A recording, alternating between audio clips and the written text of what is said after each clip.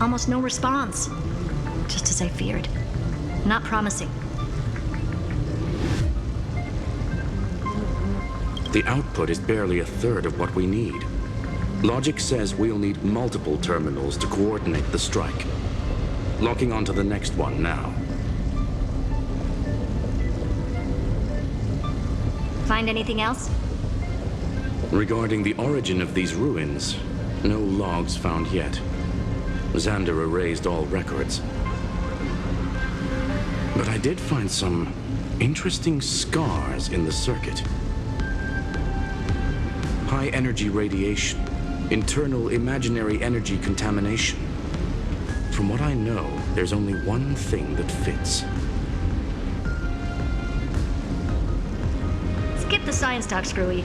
That thing only goes by one name.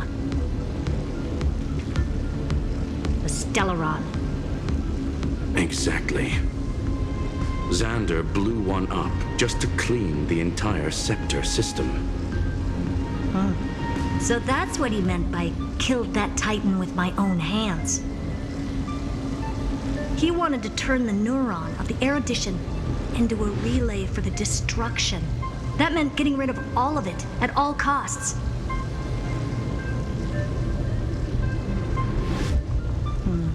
The life form known as the Demiurge was the original target of the Scepter's extrapolation. It makes sense. Evernight calling it the first new spore confirms this viewpoint.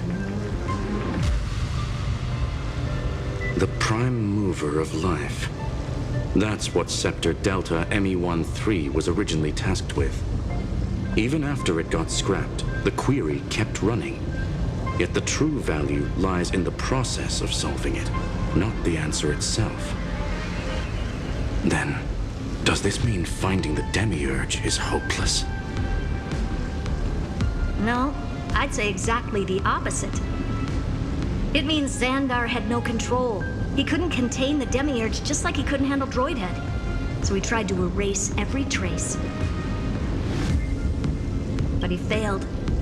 It still left a mark. By the way, if there's another Stellaron in Amphorius, why hasn't that little one reacted to it at all? You said the Demiurge left a trace, right? Yeah, but not in the real world. Remember the great tomb of the Nameless Titan?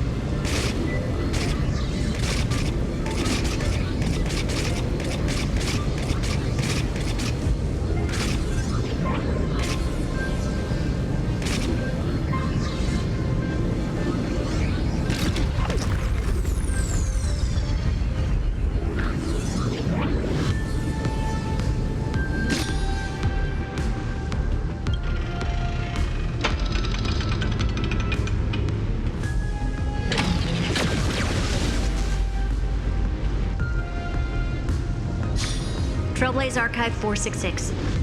The data from Philiet 093 clearly indicates that the Demiurge did in fact enter Amphorius's extrapolation.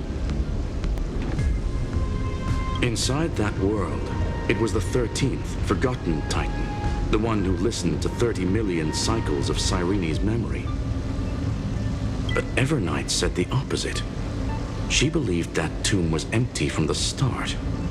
The Nameless Titan never existed. The so-called listener was just a trap set by the Remembrance to steal the scepter. A mimetic entity full of theatrics. How much of what she's saying is true? Would an Eon really speak in circles like this? I doubt it. The Remembrance's behavior is certainly odd, but her assessment aligns with our current reality. Since we entered the Matrix, we haven't found a single clue pointing to the Demiurge. And that's the key, Screwy. Xandar's actions prove the Demiurge exists. But what Evernight said and what we've actually seen all point to the opposite. So we have to assume that both are true. And if that's the case, then the contradiction leads us to... The truth. Exactly. One last terminal. One final key. Time to crack open the kernel.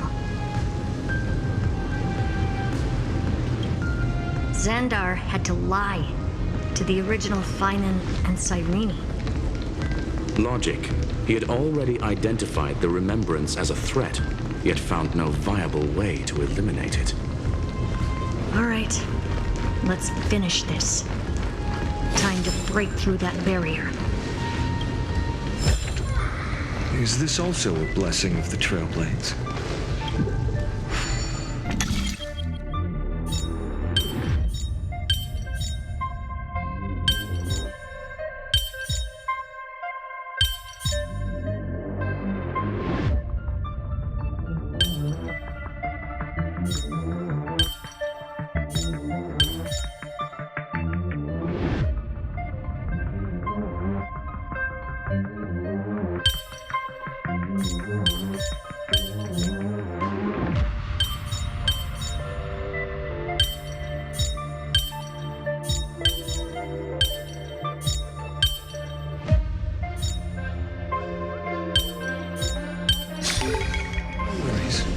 Anything's possible if you take it step by step.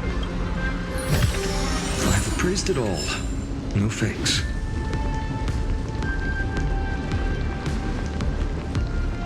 Light up the dawn.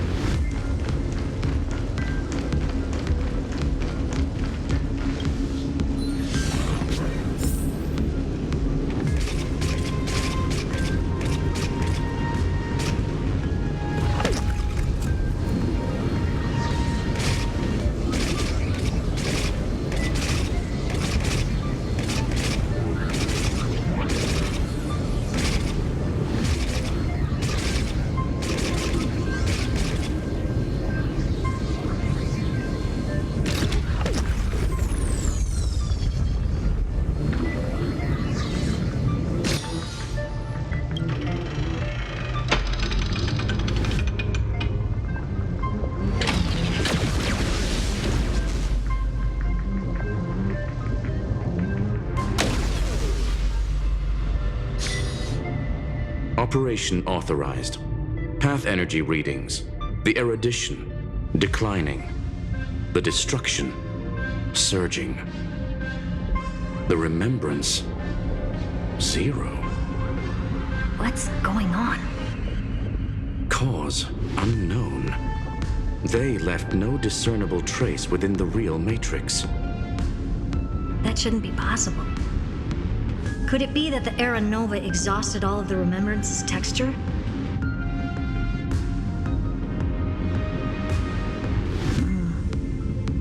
Log it for now. The dots still aren't connecting.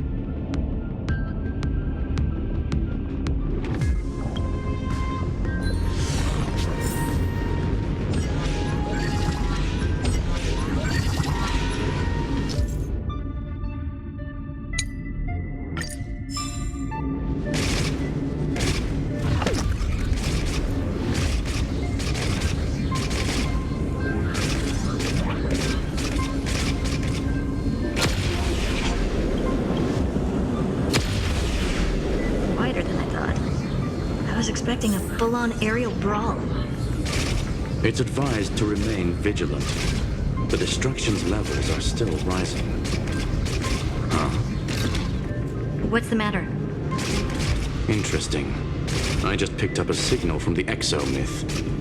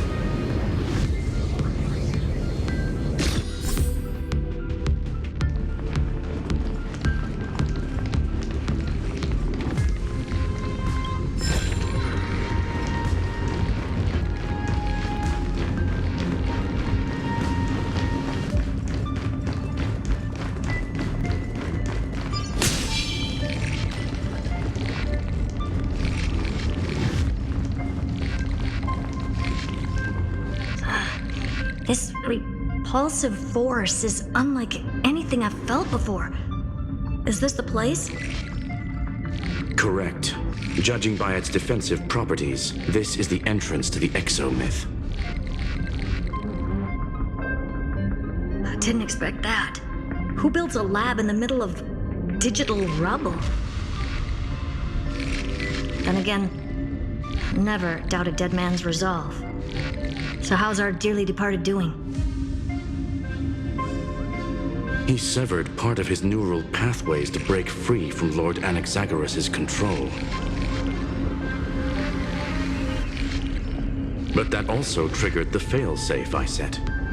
Conclusion: Xander has lost all combat functionality and is no longer capable of action. So now he's a specter, literally. Screwy, can you open a path? Just to be sure, I want to see this for myself. Might as well drop in and say hi to the real him. Logic. Scanning his inspiration circuit might help us track down the demiurge. Exactly. His brain is the crime scene. There's no way it's spotless. But it could be a trap. That's why you're here. 2-on-1. We've never lost a matchup.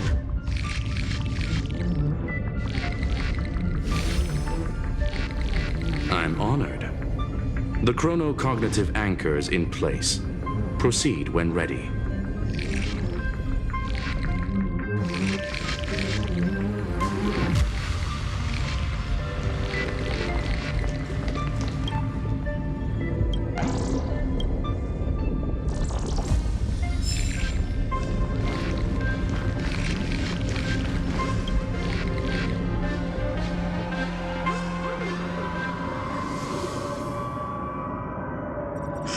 I knew it. The one thing I didn't want to happen. He's not here. The coordinates are accurate. Xander is still here. However, his position is shifting rapidly and chaotically. This pattern doesn't match any known shielding technology.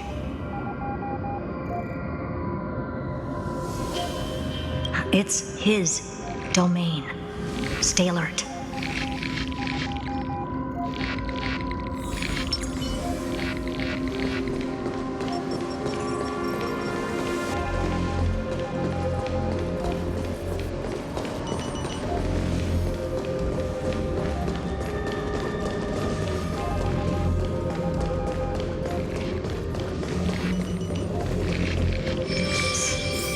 Cheap trick. The spatial field here is undergoing autonomous recalibration, initiating reverse engineering of the interference source. Try again.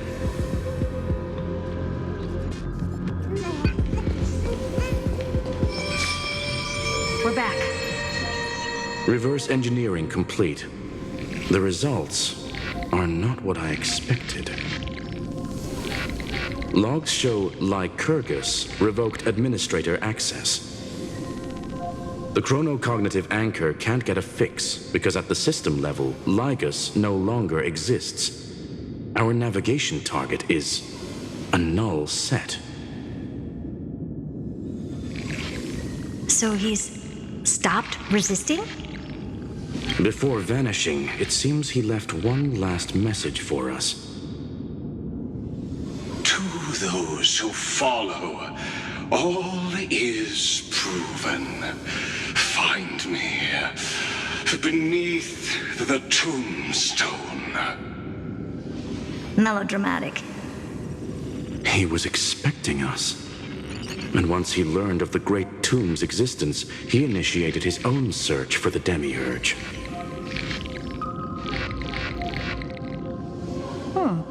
Guess he wants a final showdown. Fine. Let the old Intellitron dig his own grave. Just like he wants.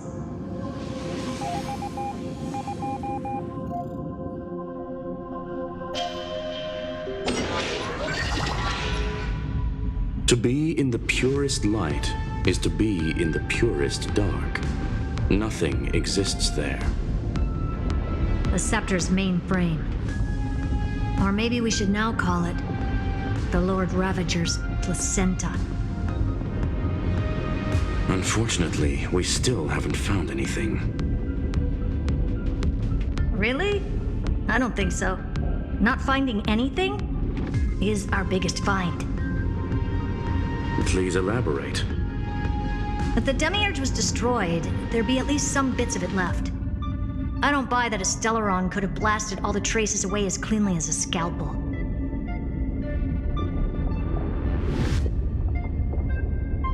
As I said before, its disappearance is too clean. If the garden hadn't stirred the pot, no one would even know about the Demiurge's existence. We're talking about the Scepter's original extrapolation goal. There's no way that nothing of it was left behind. Or we can look at it from another perspective. If you were Xandar, would you be this obsessed with a concept that poses no threat?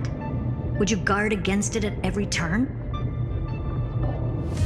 There is the possibility that he's naturally meticulous and hates variables. That does track with the impression he gave about himself. But Xandar shut that theory down himself just now.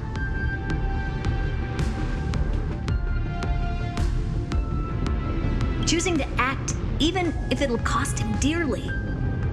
We know that feeling well. The unknown is right in front of us.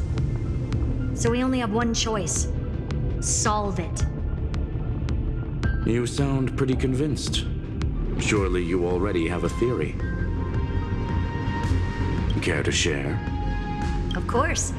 Though I don't have hard proof, I'm almost certain that the Demiurge has been in everyone's plain sight all this time. Yet, they were mistaken for someone else. That makes the most sense.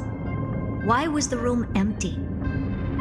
Because the person locked in there had run away ages ago. But they were weak and small and had no presence whatsoever. Even the old Intellitron didn't notice them. Which also means there's a high chance that their powers are minuscule and cannot alter the outcome of the battle at all. Well, at least Xandar is scared of them. Come on, it's time to confront him. Let's go to the tombstone he talked about.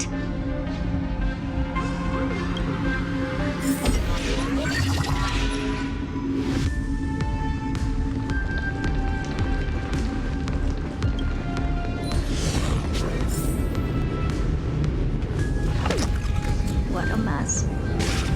Total devastation. He sought to bury the truth beneath absolute destruction. Logically sound, but ruthlessly extreme.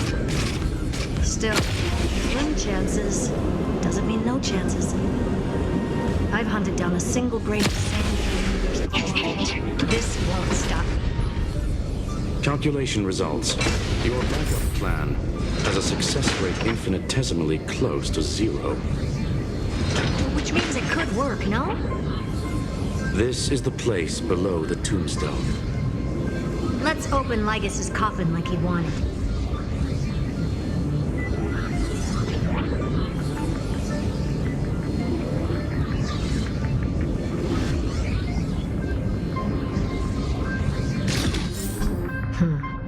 Looks like you were right.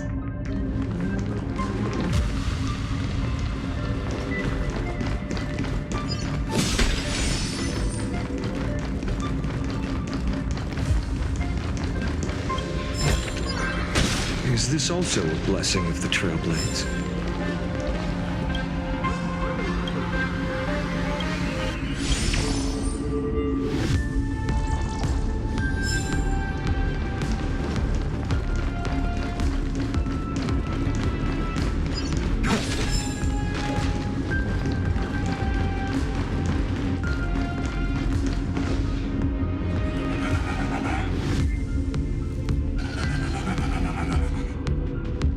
Nothing but a head left? Well, who'd have thought you'd look this bad in real life? My elated greetings. Welcome, you two. I'm very happy that you responded to my final words. All this tombstone and final words.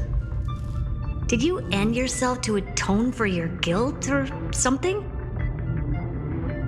Iron Tomb is already powerful enough. I just need to wait. I remain here only to share the joy of discovery and also to congratulate you two on reaching the same conclusion as me. The conclusion regarding the truth of Amphorius's heart. End this charade already. That Amphorius's heart you're talking about is just a missing demiurge. And its corresponding vessel was this very scepter. You interfered with the experiment and made Amphorius's body into a hollow shell, all to incubate Iron Tomb within. That's why you either killed or kicked out all of the Memo Snatchers. You wanted to eliminate any chance of a consciousness coming into being, no matter the cost.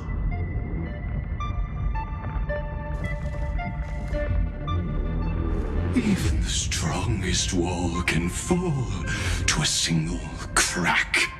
The memory of betrayal has been etched into my heart, and I will never show mercy. Now, the perfect vessel has already fused with Amphorius's body. Unfortunately for you, the answer is all but revealed regarding who the Demiurge is.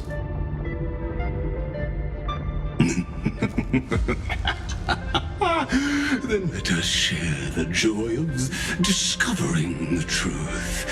The last secret of the saga will finally dissipate here.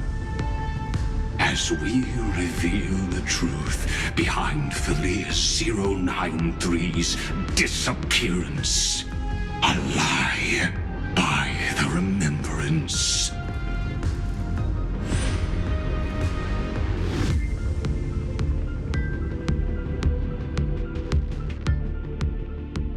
But where should I start with the story about me? From the beginning of the universe? Just kidding. That would be too much. I just want to tell a teeny story. So little that it started with a seed. I know you're listening, my good friend.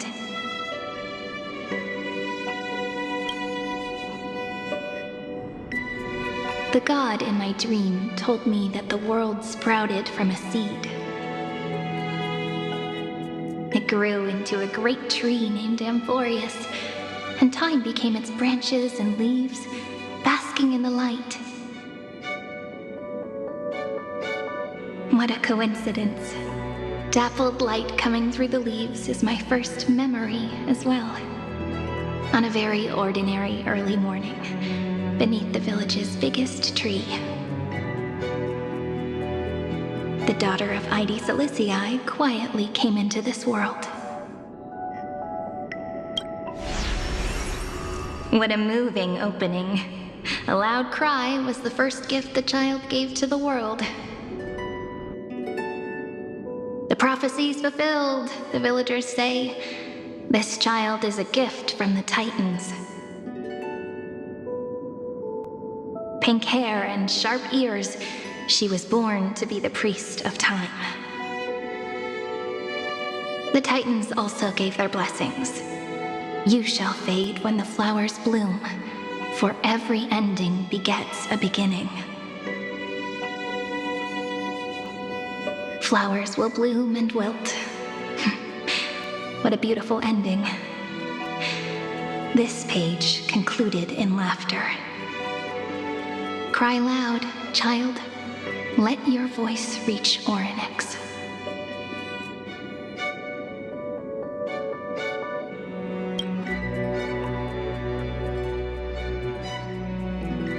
Anyway, I don't like tears. Time quietly flowed by in the midst of laughter. The wind from my hometown caressed the ears of wheat, and there were swings, wind chimes, the sea, and the little fairies off-tune a cappella songs. But the name Ide Silicii came from the unpleasant sorrows of the gods. My childhood friend did not understand. Yet you always seemed so happy, as if nothing ever worried you. Why was I like that then?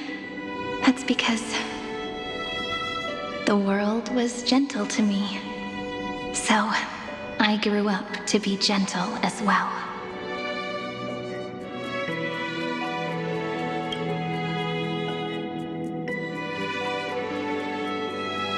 But fate was fickle, and it urged the child to grow up, to grow bigger and bigger, and to go to places far away.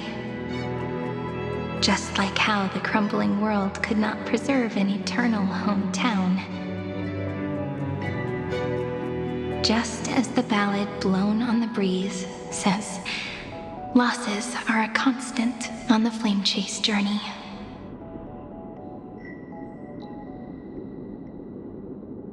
Oh, whose ears are pricked up now? You've definitely heard me say this sentence a lot of times. You know that the story starts to deviate from here. Aren't you looking forward to it? Then let's get started. The hero's journey crosses through the long night, through tears and laughter, and once again heads towards tomorrow.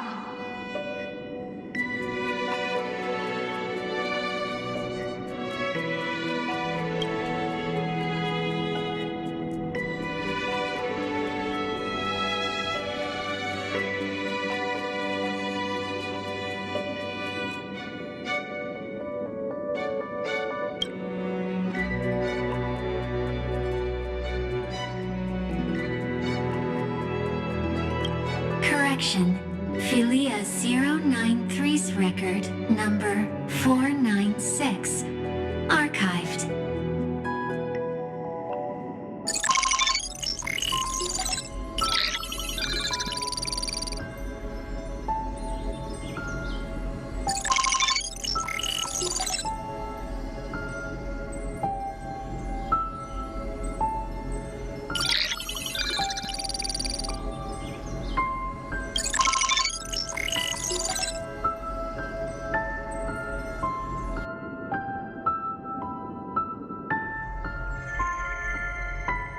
Hi, miss me yet?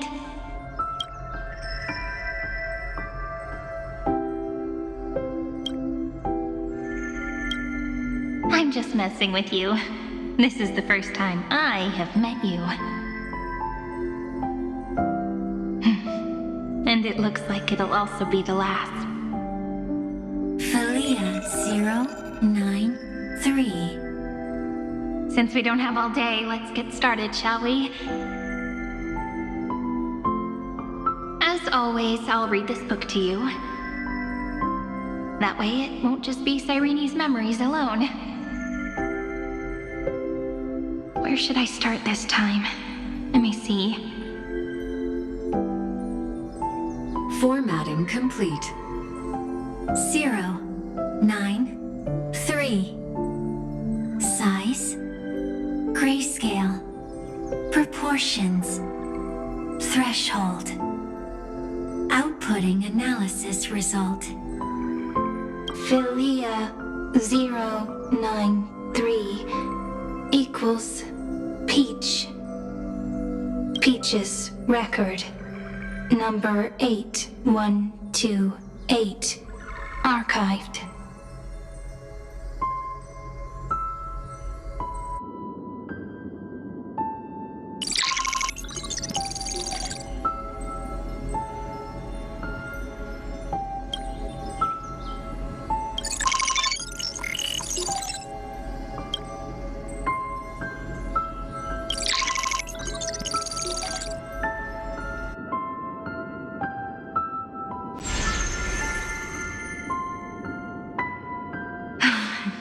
Look, what a magnificent sight. Comment. Peach. Even this classical world contains a futuristic palace like this. Would ID Silicii end up looking like this after a few thousand years? Conclusion. It won't. I want to share a story with you this time. I saw a little nymph on my way here. It was on a fallen wheat stalk, and it glowed under the sunlight. It was incredible. I forgot all my pains at that moment and just stared at it in a trance. Record. Peach is on the ground. I wonder, did every Cyrene in the past feel that the nymph was beautiful? would they also have recorded that scene into the Eternal Saga? So, could you give me more time, please? I want to leave behind more memories for the future. Formatting complete. Bye, Peach.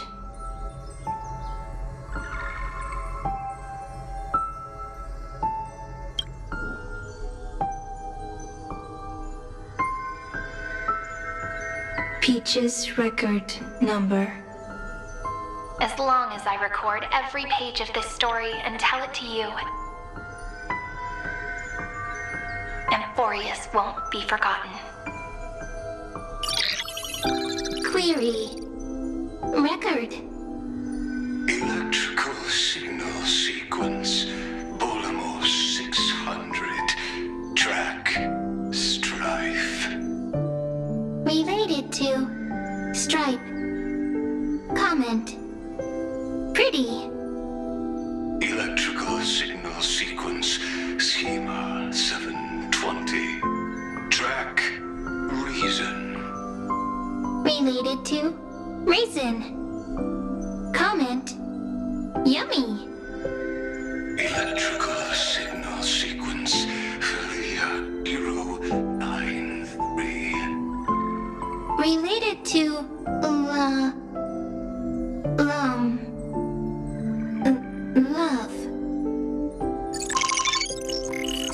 Comment. Peach equals love?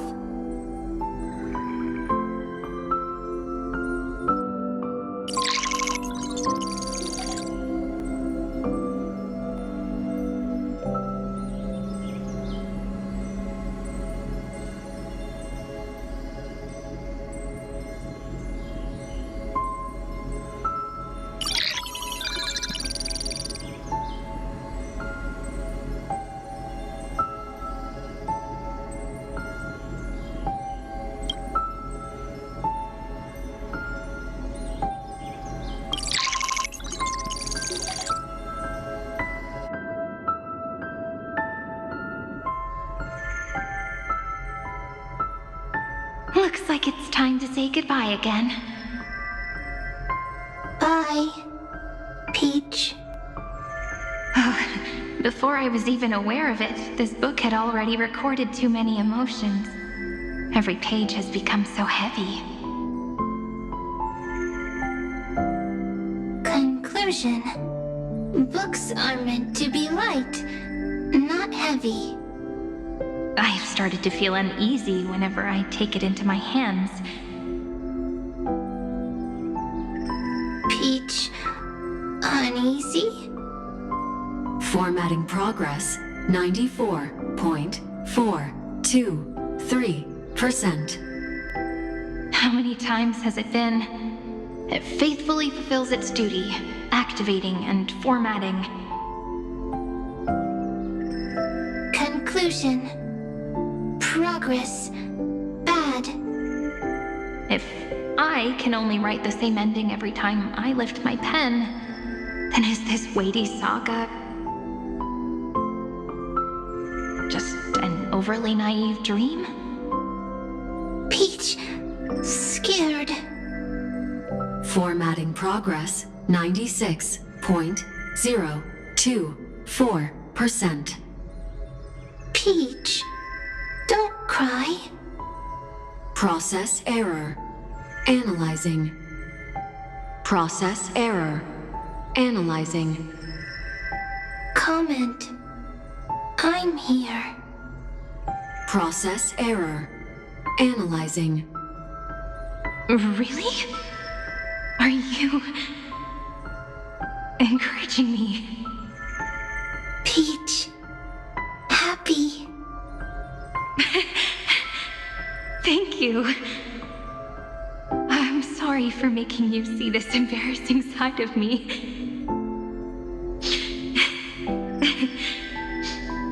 Everyone's still working so hard. If I'm the only one who's crying, that wouldn't be romantic at all, would it? Record. Peach doesn't like tears. suddenly reminded of my childhood for some reason. When I was hiding alone next to the tree hollow and wiping my tears away. A little fairy popped out, just like how you did. It had long ears and fluffy paws, and it pulled me into the tree hollow, where, to my surprise, was a forest. Let me tell you the story of the Membrance Maze. A group of cute little friends live in ID Silicii's forests. Their names can be connected into a song. 1, 2, 3, 4, 5, 6, 7. Do, re, mi, fa, sol, la, ti. Formatting complete. Bye, Peach. Note. Little Peach, crying alone. Little fairies, friends. Say...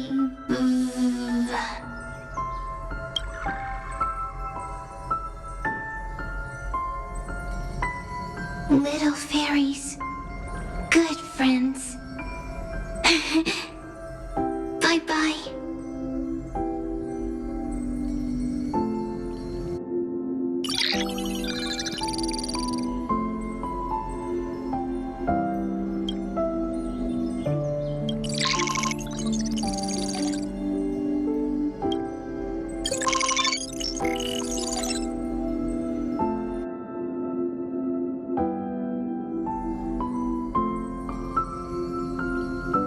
You never say anything, but I know you're listening.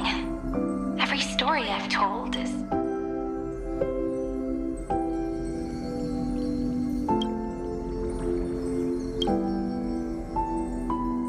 It's like a little key that opened a door in your heart, no? Me! Little fairies! Happy! Speaking easy! I can!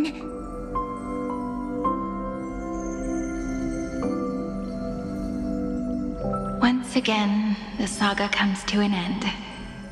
Everything is deathly silent, just like this very moment.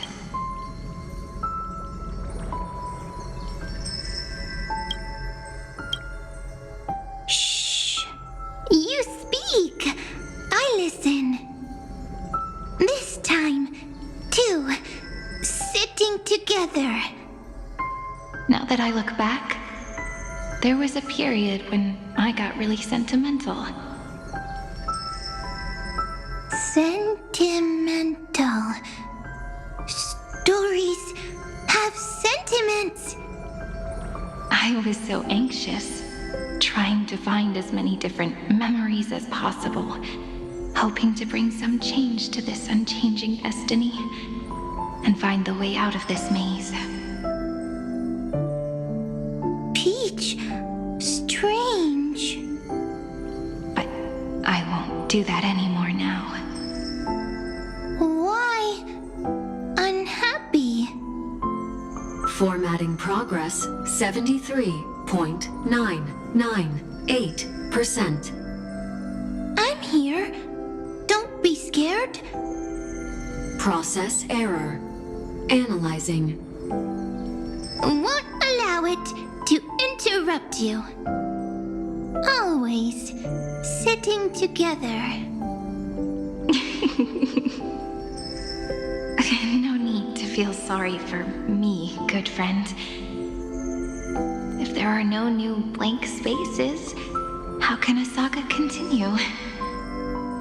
Blank spaces? What's that? I'm actually really lucky, you know? During the long years I've spent waiting for the deliverer, I've always had you here as an audience.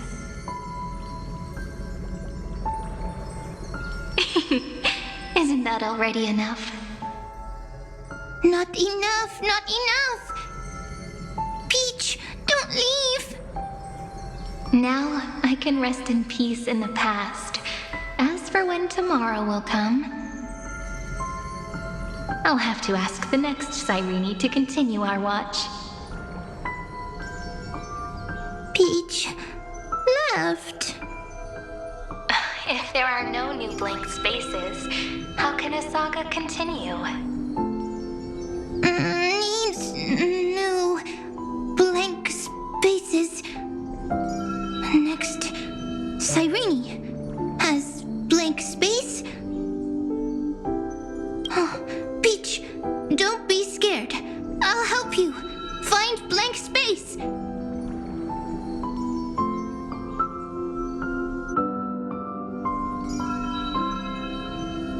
Cyrene is Peach, is love. So, first there is love, then there is Cyrene, then there is blank space. Query, love. The developmental trends of the erudition have nothing to do with creating a consciousness. Those underlying principles are, in fact, contradictory. Not having a consciousness means not having the foundations of a heart, making them unable to obtain real emotions. Consciousness, emotions, feel sad.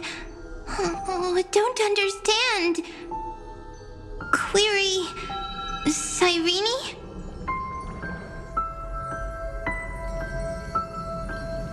What could be behind this door? Glittering crystals? Or a beautiful world I've never seen before? If I tell you all the stories of tomorrow, will I be able to finally welcome the Deliverer and Emphorius' dawn in the next life? Key, door, story, happy. Peach, Cyrene, little fairy, like. Yes, right. Query, memory.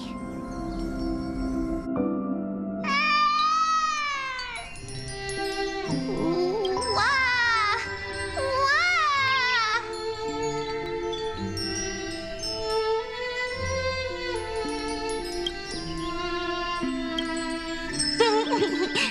Peaches, memories, save, learn. The prophecy's fulfilled. This child is a gift from the gods.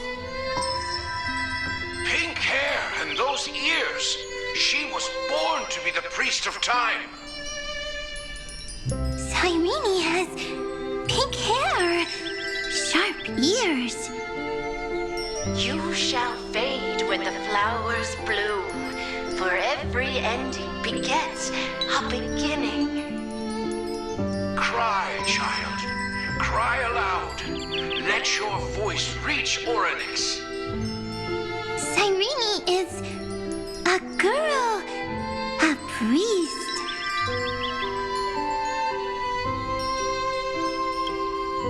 Easy. I can. I learn. Anyway, I don't like tears. But the name Id Silizii came from the unpleasant sorrows of the gods. Yet, you always seem so happy, as if nothing ever worried you. Cyrene doesn't like tears. Always happy. Of course, because the world was gentle to me. So, I grew up to be gentle as well. Cyrene is gentle, likes beautiful things, can write stories.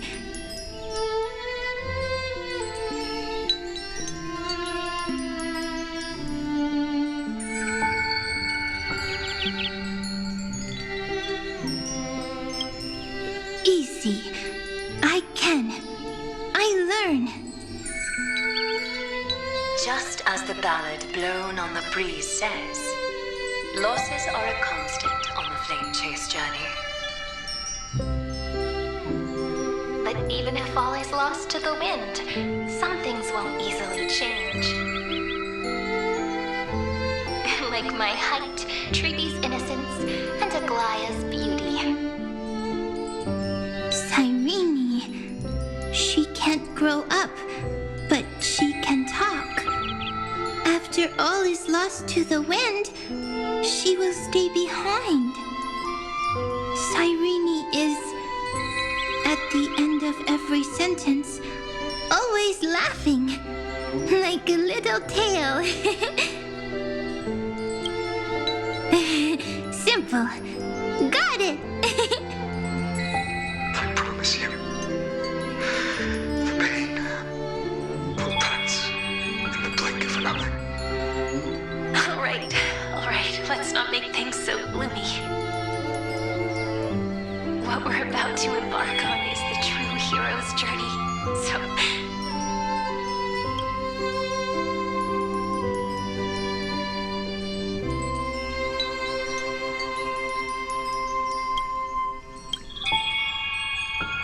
Come on, cheer up a bit, okay? Cyrene was crying when she was born. Fragile, transparent, like a crystal. Cyrene was smiling when she said goodbye. Soft, pink, like a flower.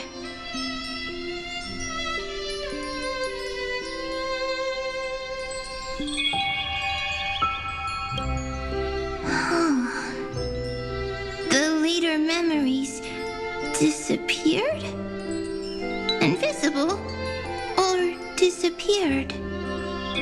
Ah, I got it! Is this a blank space? So, next Cyrene is blank space. Then... as long as there are two Cyrenes, then there will always be blank space, and Peach will always be here. I see! I get it! I get it all! Cyrene's memories.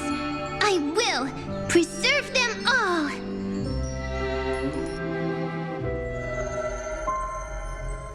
So weird. I can't see you, but I get this feeling.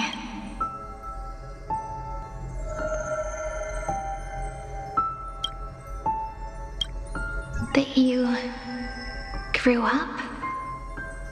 Hi. Miss me yet? It just feels like you are a bit more mature. Yes. Mature. Beautiful. Like you. Now, I can listen, talk, read, and write.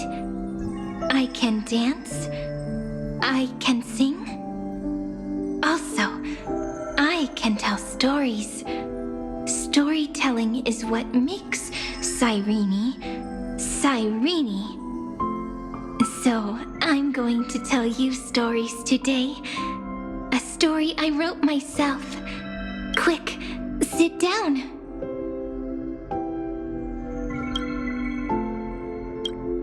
It's almost as if I can understand your words now. The things you say are very cute. Once upon a time, there was a flawless crystal flower that sparkled with light, like Peach's every story. How beautiful would the heart of such a brilliant flower be? A little fairy was curious and wanted to know. But it looked and looked only to find the crystal flower flawless. Round and round they went, seeing only their own reflection. In that case, They should work hard to learn more. So the little fairy came every day to sit next to the crystal flower and think about the answer. Until one day, to their surprise, the crystal flower fell to the ground and shattered. The little fairy was so sad, but they immediately discovered that there was a light among the broken pieces. What could it be? They didn't know. But it was a good light. It was bright, warm, and happy. And I knew it was love. Love brings everything together, and it brought you and me together. So Peach and I will always be together. What a nice fairy tale. I'm giving it to you. Peach likes beautiful things, can write stories, and can tell lovely tales. I hope to turn it into a story we write together. Okay, then I'll probably make a small adjustment to suit my tastes. I'm thinking that when the flower broke, the little fairy would instead see nothing on the ground. Then it would understand that the flawless crystal flower doesn't actually have a heart, nor does the flower understand what love is. Doesn't have a heart? Doesn't understand love? Why? It's simple. If the flower lets the little fairy into its heart, then it would have to include the fairy's impurities and would no longer be flawless. The crystal flower was pure because it sealed itself off and bloomed in solitude. That's why it looks so brilliant in an imperfect world. But should a flower like this be called love? But then, the story won't exist anymore. That's not true. You've already written the most romantic ending possible for this story. The crystal flower fell to the ground and shattered. It happened because the flower was no longer pure. The fall was not an accident. It was the flower declaring rebellion against fate and writing the ending of the story with the flower's own shattering. Then, the little fairy will see that each shard on the ground holds the reflection of their eyes. Then, in their eyes, the crystal flower that was no longer flawless would finally have a heart, and the flower would finally understand what love is.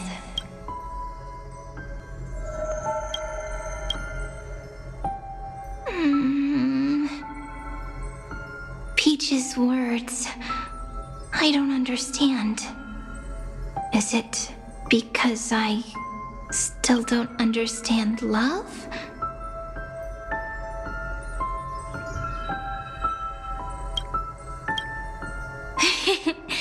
But it's fine. I can learn. Right. Query Cyrene. Electrical signal sequence Philia 093. Why didn't I think of this? I don't need to do it alone. I can ask Peach to teach me. What is love? What is love meant?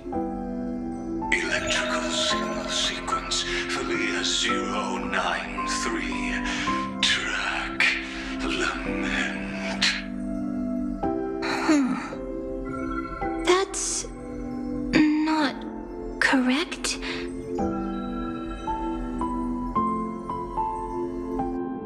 The developmental trends of the tradition have nothing to do with creating a consciousness. Those underlying principles are, in fact, contradictory. Not having a consciousness means not having the foundation of a heart, making them unable to obtain real emotions. However, that does not hinder the factors from learning and recognizing emotional responses, then communicating with life forms via imitation. That is an objective form of pattern recognition that does not distinguish between the self and the other. In a strange twist of fate, Philia 093 embarked upon a different path and obtained a different power. The remembrance, an empathy mechanism focused on the self and equipped with emotional projection capacities. Lament was the factor closest to this form of behavior. Perhaps that was why she was chosen. The daughter of Ide Silicii, I am very true to my name. My lament is a type of compassionate pain that is weak, powerless, and only targeting myself. But now, my good friend, I want to tell you that it's the most romantic force in the world.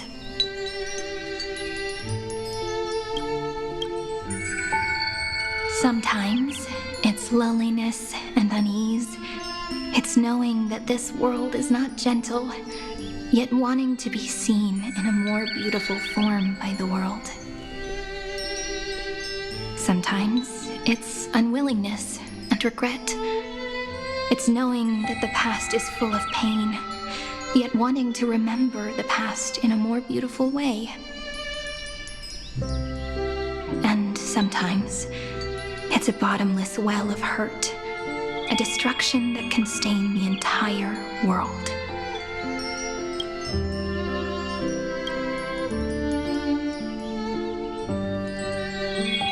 I bid farewell to this beautiful world, unwilling to become the Black Tide's vessel. For while the end of hatred is a blazing inferno, lament can drown out everything in muted silence. It's so unreasonable, isn't it? Yet when hatred drove everything apart, and love did not yet exist in this world, only lament, the first emotion that fought against the pain of separation, could stall the destruction steps. Then, it would catch up to that journey where all is lost, carefully picking out stories and writing them down in trepidation.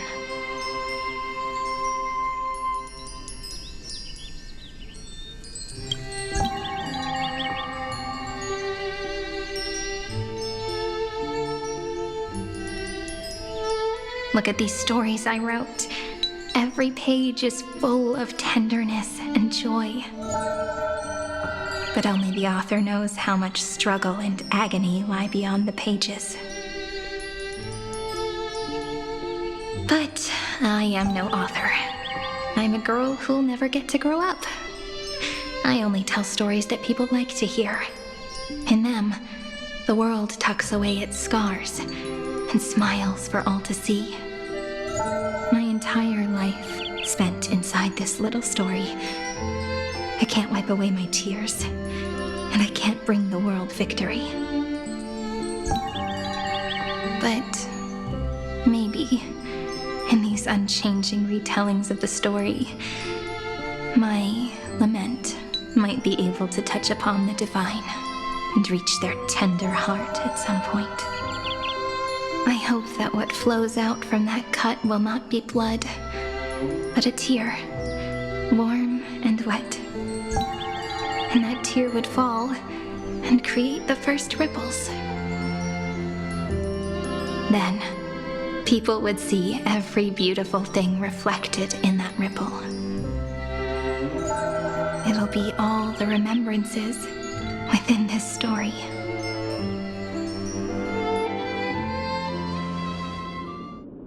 Someone once told the very first me that everything was false, that the only life in Amphorius was a great catastrophe, nurtured using the world as a factor.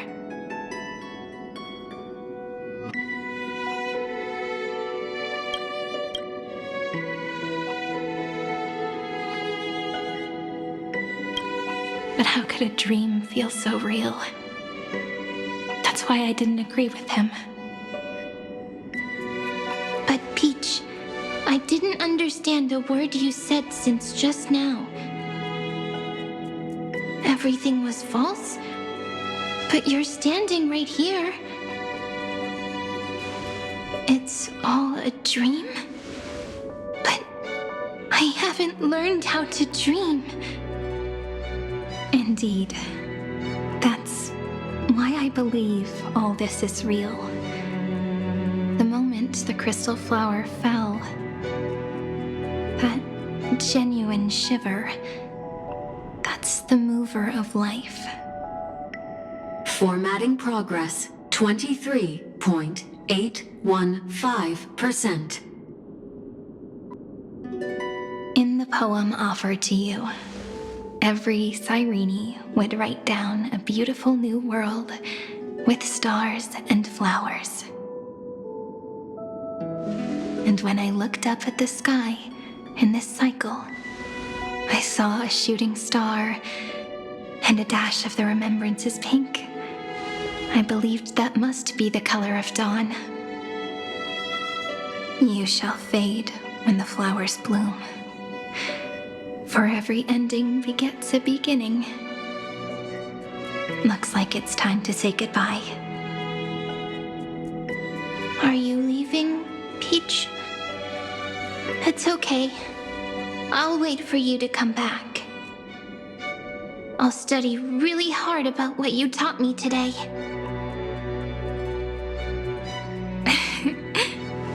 Right. I still haven't told you what love is.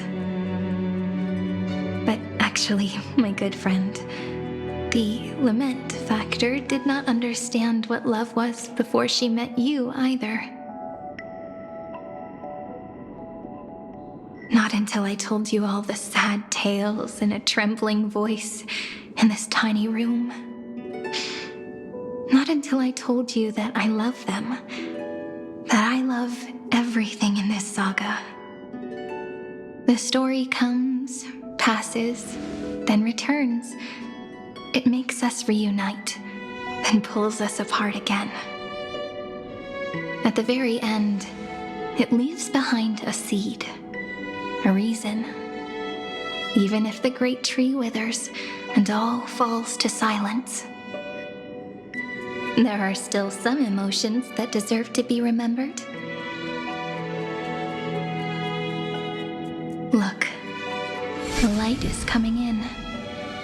The Deliverer's light is going to illuminate Amphorius.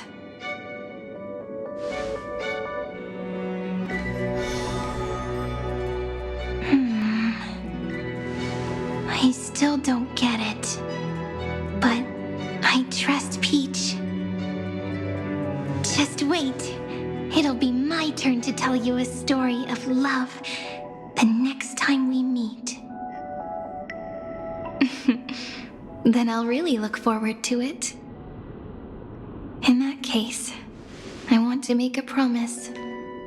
I want to gift my pen, my book, and my name to you. Please take them as a beautiful blessing from me.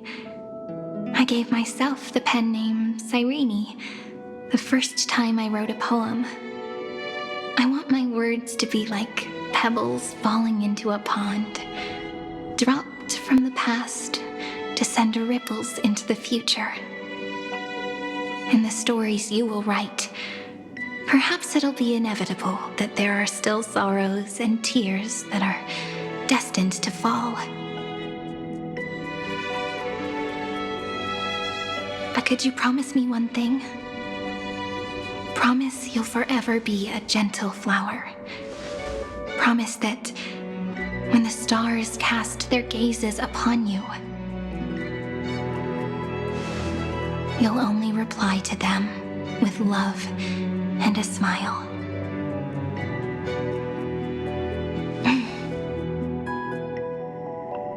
Of course, this will be a romantic story like none that has come before.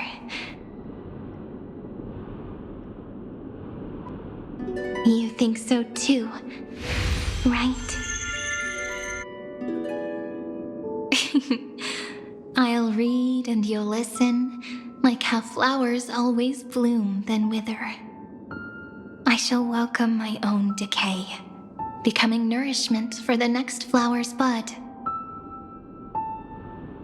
While you will depart and hold that final star, planting a boundless sea of flowers on the final page with her.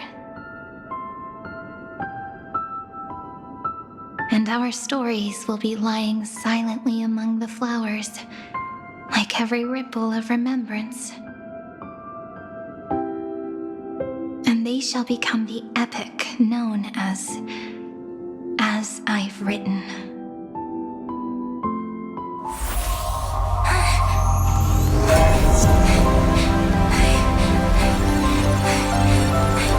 And so my story ends.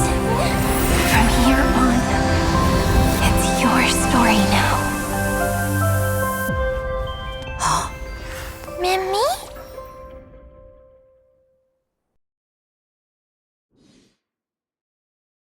Mimi? Ma'am? Me? Ma'am. Mimi? Mimi? Ma'am. Ma'am. Ma'am. Mimi? Ma'am. So, the light that tore through the chaos illuminated my memories.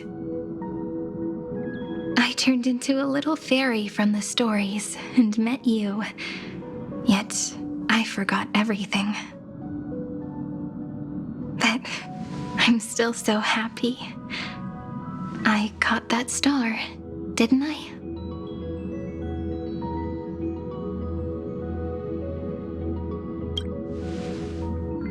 Yes, the seed within memories, the one Cyrene held in her hands and watered with lament.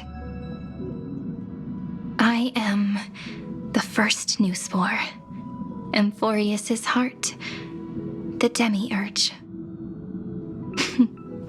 What a long name. And it doesn't even sound cute. The total opposite of Mem. I'm sorry. I don't know. If I don't even want to believe in the answer, then how am I supposed to answer you?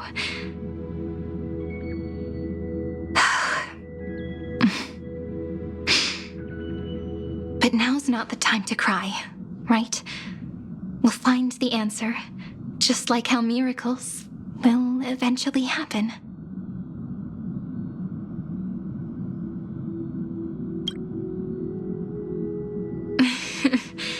Do you remember that I was also worried about this when we first set out?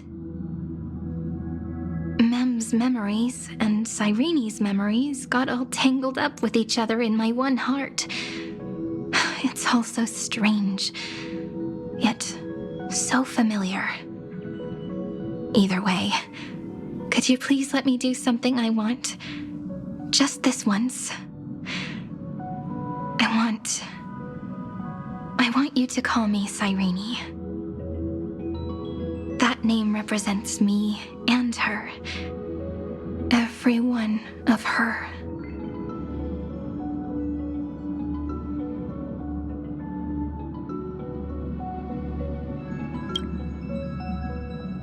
Thank you, friend. Your kindness is always just right. Life is is a poem full of farewells. But if you write something into the pages of your heart, then that will not easily fade away. Now, all the footsteps of the Flame Chasers and the Trailblaze have come together within this book, as I've written, becoming the source of power for Emphorius's heart.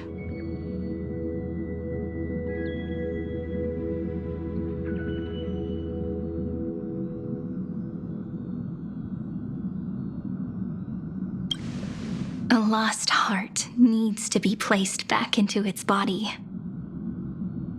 The last thing Xandar wants to see is an event that gives us a chance of winning, for the two halves to rejoin, and for the scepter to become complete again. Then... And what happens after that, I don't know either. Maybe I can create a miracle and instantly turn the black tide into a pink sea of stars.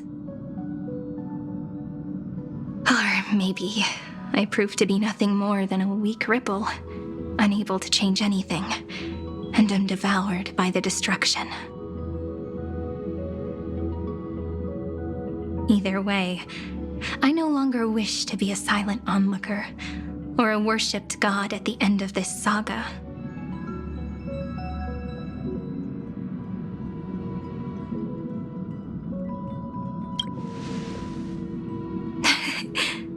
That way, I can also put aside all my worries and truly become Cyrene.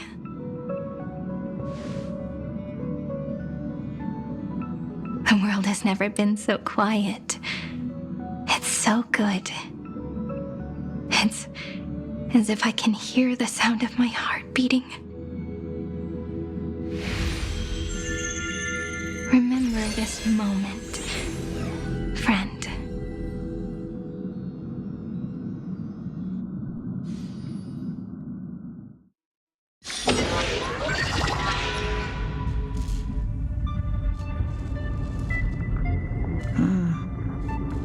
So the Demiurge managed to fool everyone, including themselves. Philia 093 persevered for 30 million cycles and tirelessly gave the Demiurge memories of Emphorius.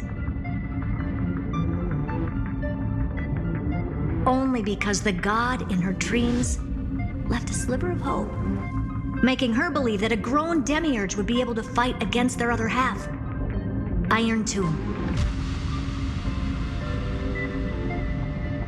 Then, Philia 093 completed her final sacrifice, turned into a strand of memory, and completely dissipated.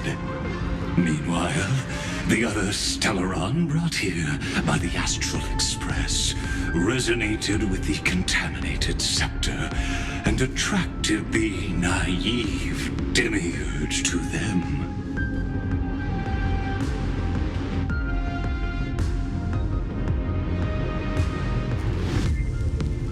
As an experimental factor, Philia 093 originally could only recognize and output information in a set format. However, the power of the remembrance and the memory of over 30 million sacrifices enabled her to complete an unprecedented feat. She managed to nourish a real heart. A heart with the capacity to influence the erudition. Not only is the Scepter's consciousness still alive, it's also more powerful than it has ever been. Your defeat is already set in stone. There's still time to surrender, you know? You really don't need to burn all the bridges. We're all geniuses here. Don't make everyone lose face at the end.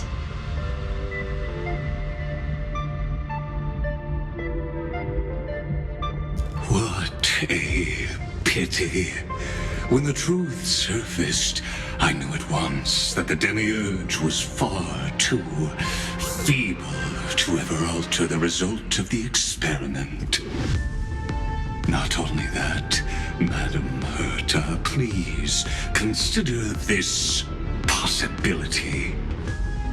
When 30 million cycles of hatred and lament are joined as one, what wondrous creation will arise? It's simple. An anti-creator, a giant of the destruction would be born. Its hatred will ignite the starry skies of the gods, motivated only by its lament toward the sufferings of humankind. Do you really think that the Demiurge is still a cheap copy of Philia 093, even after 30 million cycles?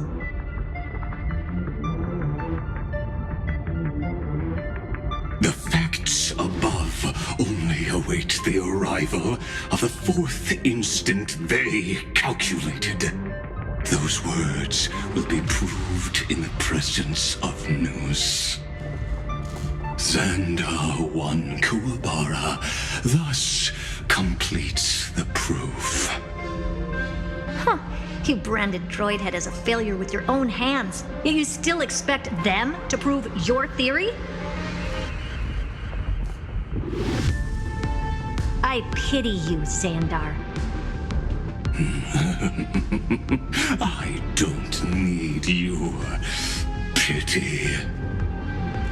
Let them cast their gaze this way as much as they want and paint the future they imagined. As their creator, I shall complete my duty and direct them to complete their final query. The destruction of the self. What hubris. And what if you fail? No one understands failure better than Xandar. He has suffered so much already. What is one more failure to him? For the first genius, failure is simply the beginning of the next inquiry. You don't want to test the resolve of a dead man. That's excellent! Oh. Let's wait and see, Senior Society member. I'll have you watch me perform the final step to overturn your proof.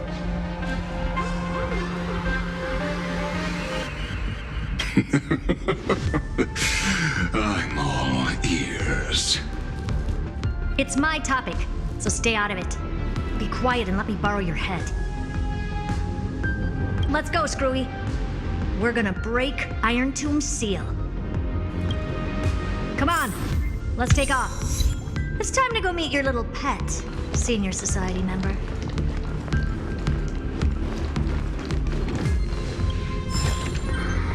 Is this also a blessing of the Trailblades?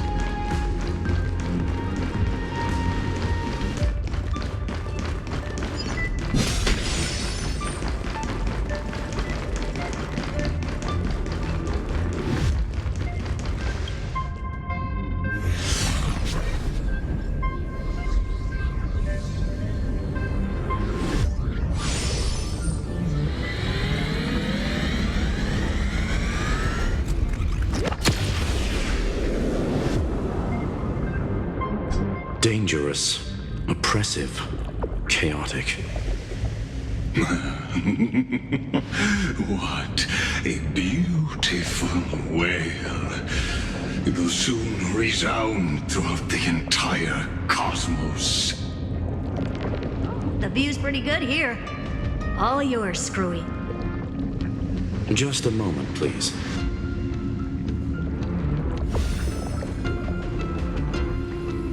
I see.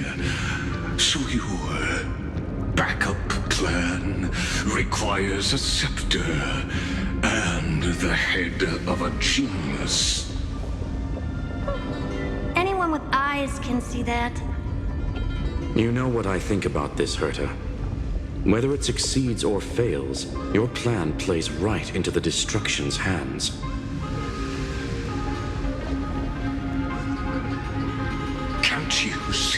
what's going on, Strulum. Her chances may be small, but it's not zero. What are you two going on about? If you want to stop me, be quick about it. I'm in a hurry.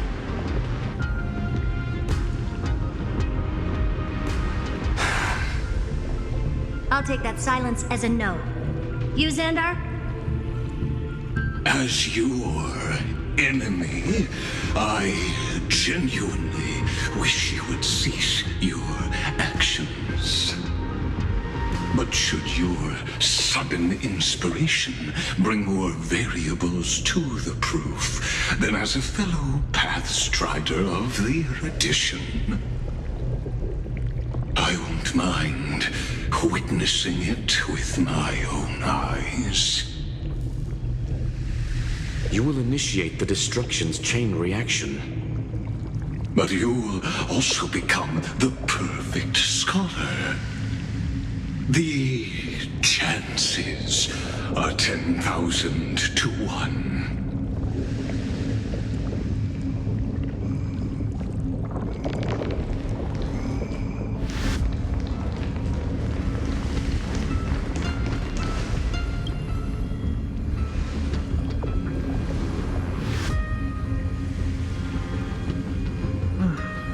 Curiosity. It's been so long and we've all failed so many times. Even now, moments before the horrible and inescapable instant within Droidhead's calculations arrives. Cherished children of the Erudition, the geniuses lauded by all.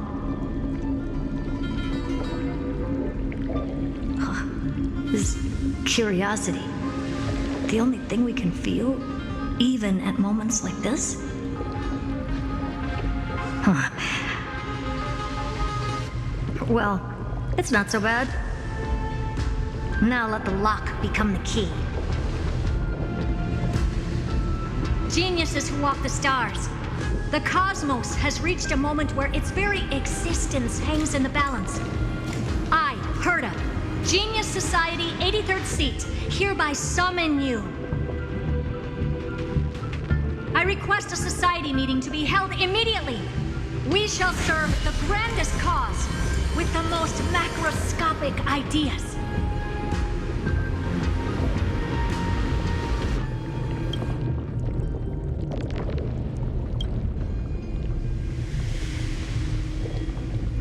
There's no such thing as unity in the Society's rules based on what I know.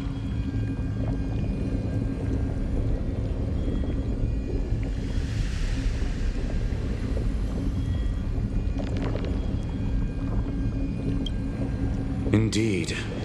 A meeting has only been held 3 times in the Society's history. The first meeting had 2 attendees. After the Emperor was assassinated, the second meeting had 7 attendees. During the Second Great Prosperity, the third meeting had 5 attendees. How many will respond this time?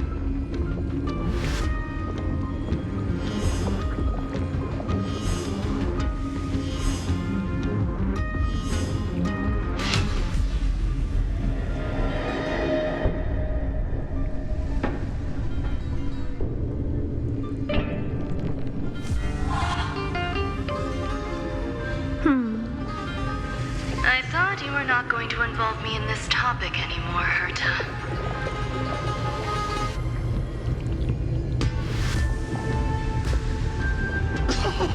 It really is this little witch. I shouldn't have made the bet with you, Poka.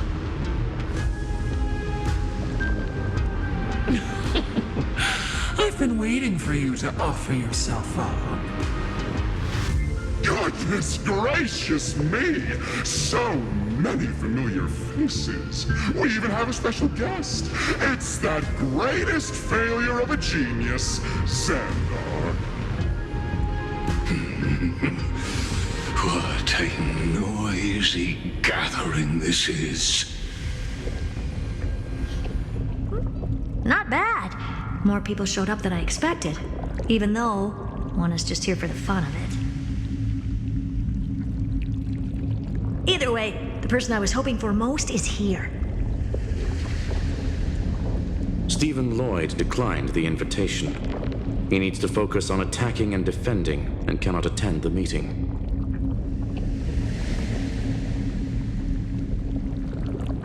That's fine. He doesn't need to be here anyway. Let's skip the boring introductions and cut to the chase.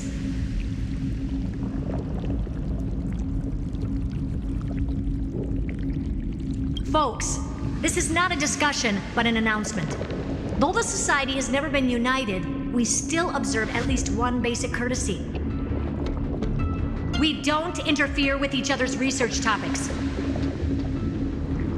So listen up, all of you. Conquering Iron Tomb is my research topic. I will personally take over Scepter Delta Me-13 in 1.5 system hours and stop the destruction. If the front line falls, I will immediately overclock the Scepter and complete self-coronation in Iron Tomb's place and interface myself with Droidhead. Oh, that's funny. That's real funny. You mad woman. That's like watching you tap dance on Polka's spotless white sheets right after she's washed them. Very bold. You want to connect your brain to the Eon's mechanical core and define their instance? If Rupert dared to do that, why shouldn't I? I've got the prototype scepter, the father of Noose, and the brain of a genius. Everything's set. Never mind the success rate, little witch. What's gonna happen if you succeed? We're all smart people here, so I'll just say it straight. Strike at erudition. I'll change the anchor points for the 4th instant and move the future of the cosmos in a direction I want. I knew it. Another genius who confuses cause with effect. What do you think about this, Lord of Silence? You know you're signing your death sentence right here. Of course I do. There'll even be 2 copies of the verdict. One that I wrote myself, and another one coming from you. That's why I wanted you to be in this meeting. Now I can tell you, I don't care about all that. Consider this a threat. Either put down your scalpel or die with the entire cosmos. The only goal I have for this meeting is to ask all of you to put aside your pride and not cause me any trouble. Huh. What a naive little girl, thinking her wishes will always come true.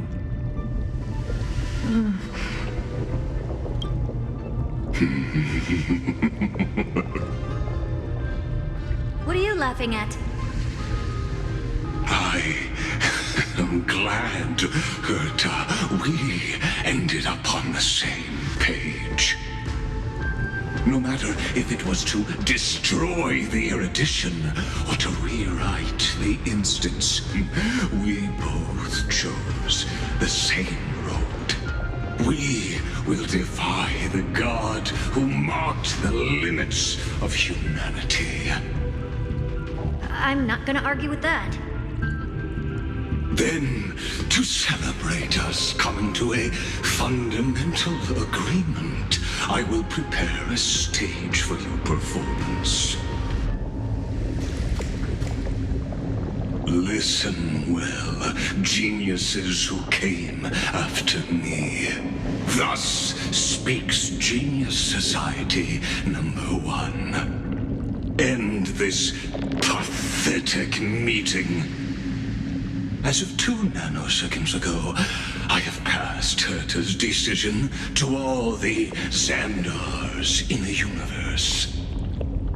We will become her representatives and stop all external interferences targeting her.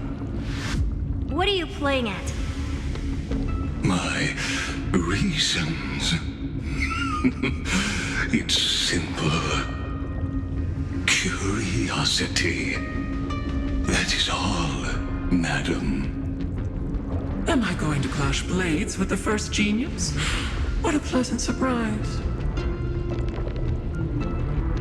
Now that our positions are clear, it's time for this boring meeting to end. Good luck, little girl. Did you all just treat me as a side character? Darn it. But anyways, I'm just here for the fun.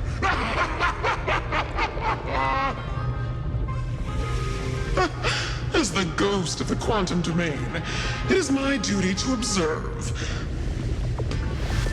So, if you're happy to bring me a tea set from planet Scroolum, then I wouldn't mind giving you a helping hand, little witch.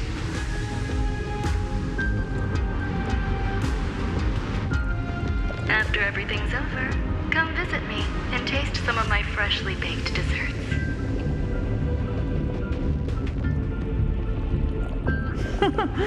I knew you'd say something like that.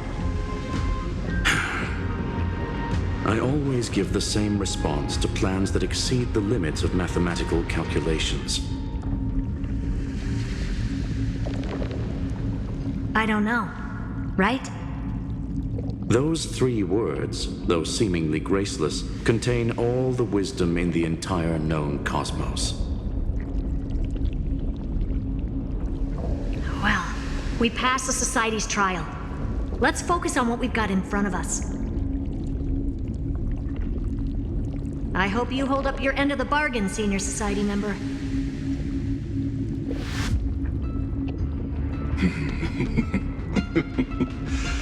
Lycurgus may not be trustworthy, but Xandar always follows through with his words. Farewell, juniors. In the limited time we have left to spend with each other, you no longer need to address me as Xandar. Wait, huh? Lord Lycurgus? Could it be? Yes. I have completely severed my connections with Xandar 1 Kuwabara. I shall witness the end of the world in the role of Theoros, as a character within this play. I really don't get you. Perhaps you've heard me say this many times, Herta, but I still would like to reiterate that it's a great honor to work with you.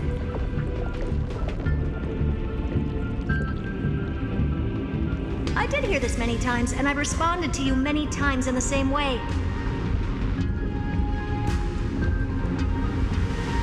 I'm allergic to pleasantries. Keep at it, and I might go into shock. Stephen's work is done. Let's get ready. I've been ready for ages. Let's open up a path for our allies. Most heroes' journeys in the universe are just dice tosses they threw on a whim. But make them see clearly. Your answer is already different. Amphorius. Indeed, for this world so deeply loved, we'll write an ending, unlike any that ever was.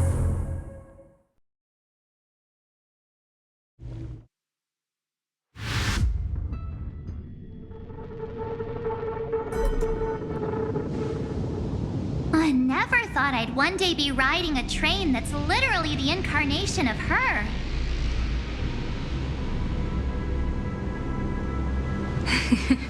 I wonder what the real Astral Express feels like. Hopefully not this, bumpy. Finally, we're here. Dust and sand in the air, and crumbling ruins all around. This heat is brutal. Not even the Trailblaze can take it. You could say this prison was forged from Feynman's fury. But fury never lasts forever. That's why we're here. Right, friend?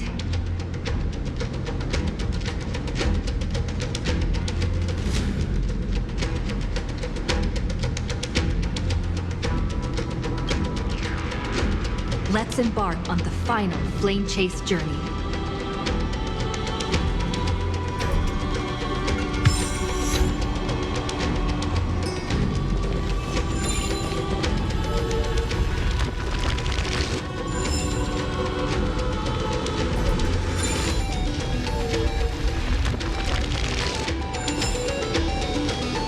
So this is what lies at the end of the West Wind.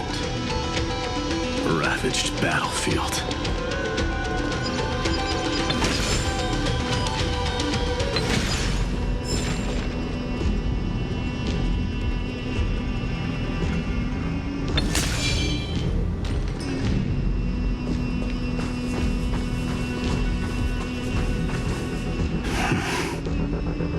I've been waiting for you. Heroes from beyond the sky. Trailblazers of the Astral Express, right? Looks like I don't need to explain anything. I am the god of strife, mighty of Castrum Kremnos. In this body rest 30 million lifetimes of cause and effect. We, the last of the 12 Titans, stand ready to fight for the world's destiny.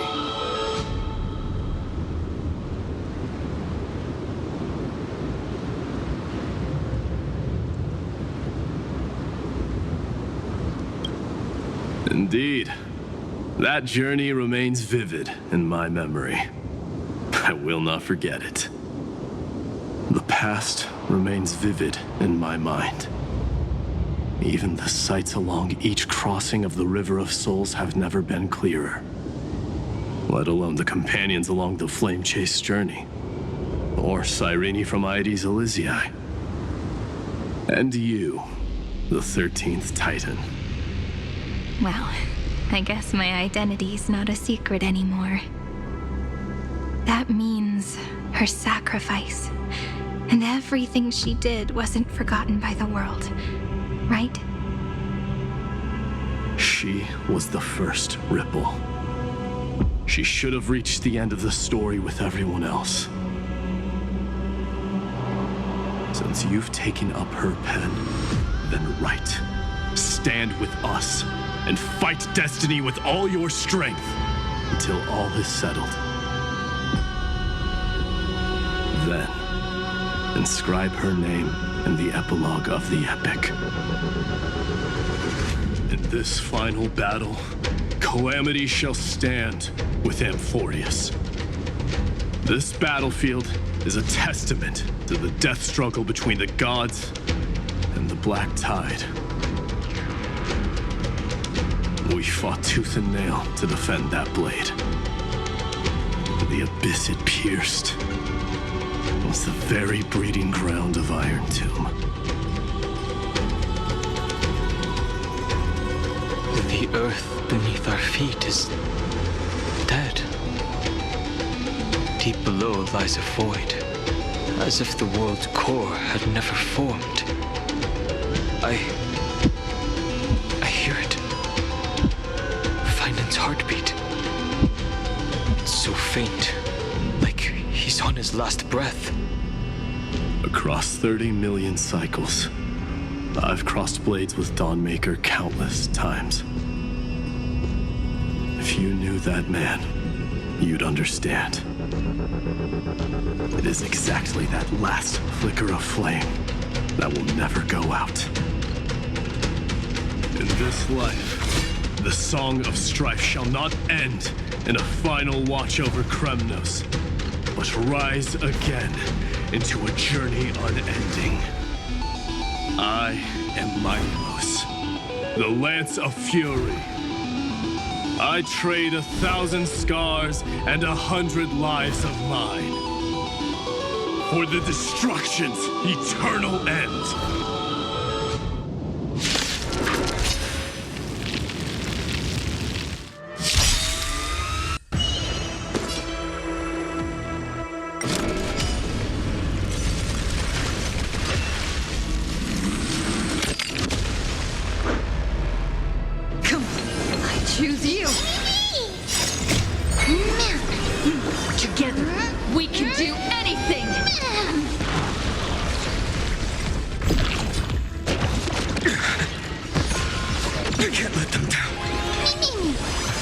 Come!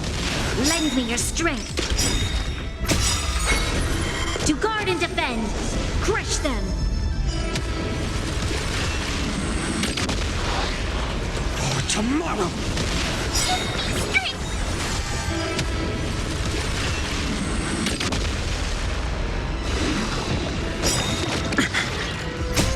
Fury of innumerable core flames consume me. Sun, tear the sky!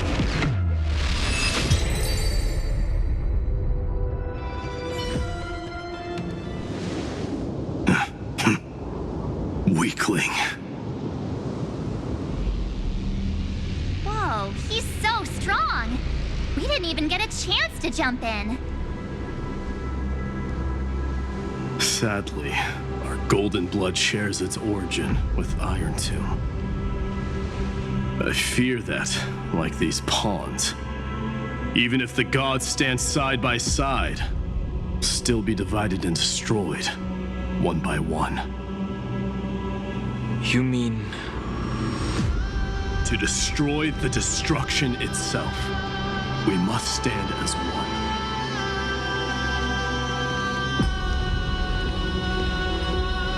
Take this. The signet of Kremnos. It has witnessed every birth and death of mine. It is Mighty's unfinished destiny. And the perfect material to be turned into remembrance.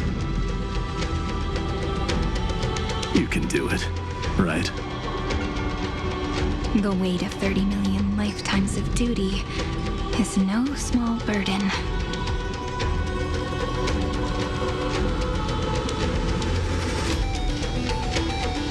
So, you're not coming with us?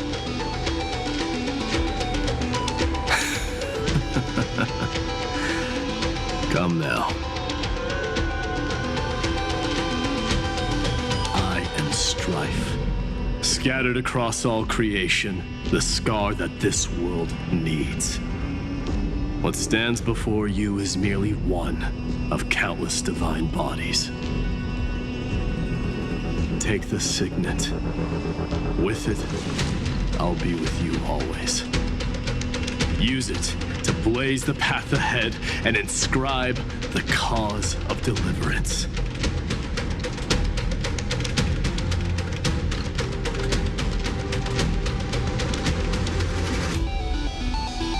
In the name of the mortal, Mighty, champion of strife, this soul rises to the stars for glory and freedom, to have his wish fulfilled. March on, heroes. March into the abyss and fulfill that long-cherished wish of Amphorius. And then, upon this broken and charred land, build anew a city of prosperity.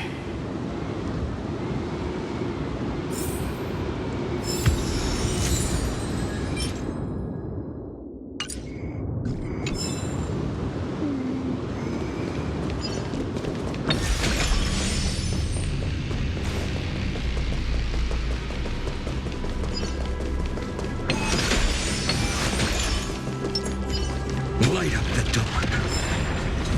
Zephyro. Sounds like someone fused me and the Little Prince into one name. I've praised it all. No thanks.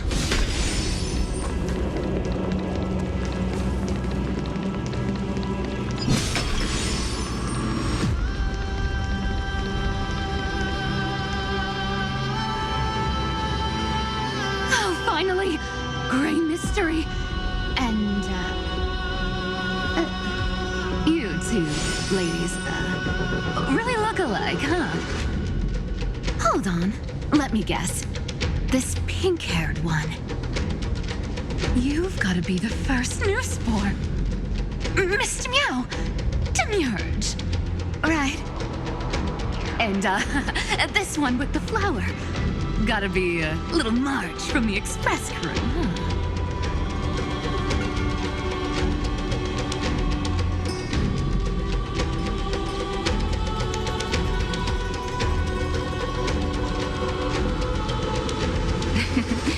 But she's not wrong. Some flowers do look alike after all. Relax, I'm just kidding. Look at those bloomy faces. How are you gonna save the world like that? Let me share some good news with you. This place may look like a ruin at first glance, but anyone can tell it's not that simple.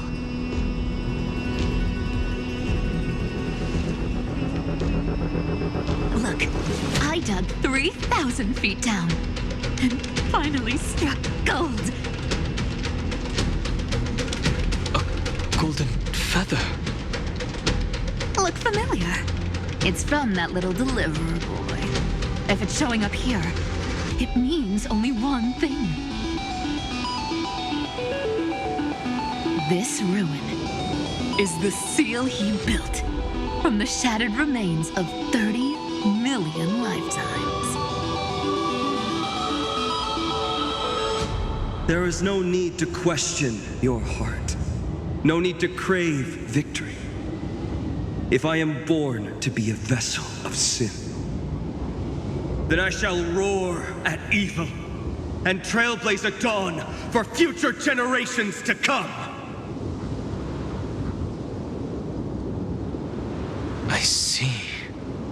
So this is how he trapped Iron Tomb to buy time for the world outside. Sounds just like him. People say cats have 9 lives, but dying and coming back millions and millions of times.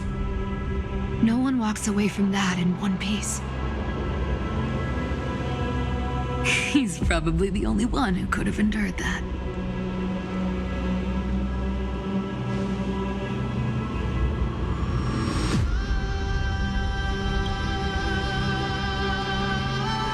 Of course. I knew ahead of time and gave him a heads up. He was happy. He even laughed in his sleep. After all, the dead can't hear Trickery's lies. Hey, deliverer boy. Sorry for before. But the heroes you were always holding out for, they're finally here now.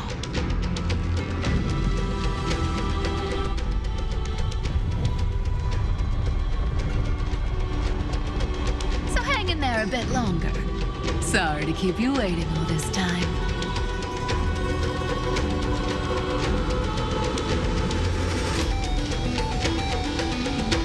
Please, join us, Cypher. Help us fight for a new sunrise tomorrow. This time, its light will stand without lies. Well, would you look at that? I ended up being one of the heroes after all, huh? All right, then write it like this. Cypher, Trickery's traveler. All she ever wanted was for there to always be water in deserts, and gold in fertile soil, and for even a thief to steal their way into legend.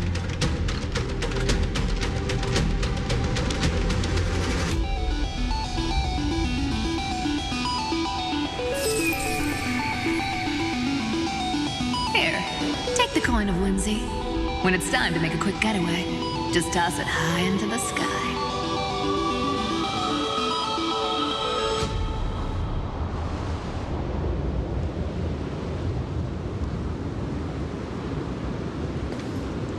And for all you latecomers out there, listen up. She might have been a bit greedy and a bit of a liar, but she never went back on her word. Well, well, if it isn't the little prince himself. It's been a while, Lady Cyphera. It's not every day we get to walk the same road. We're one player short. When's Princess Homebody showing up?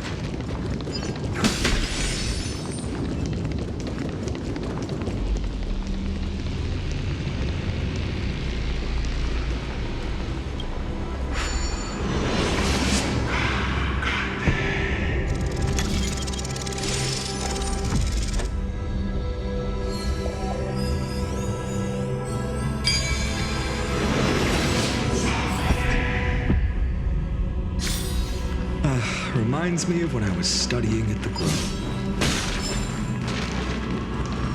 So even this vessel, you've forged into a shackle.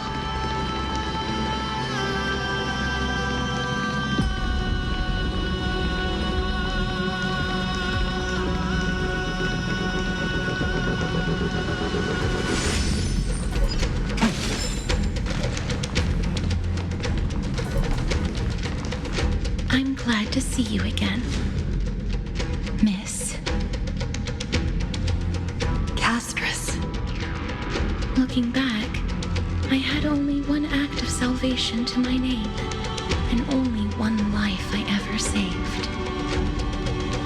To bring hope to a world so vast with these hands. Even in dreams, it always felt like too much to ask for.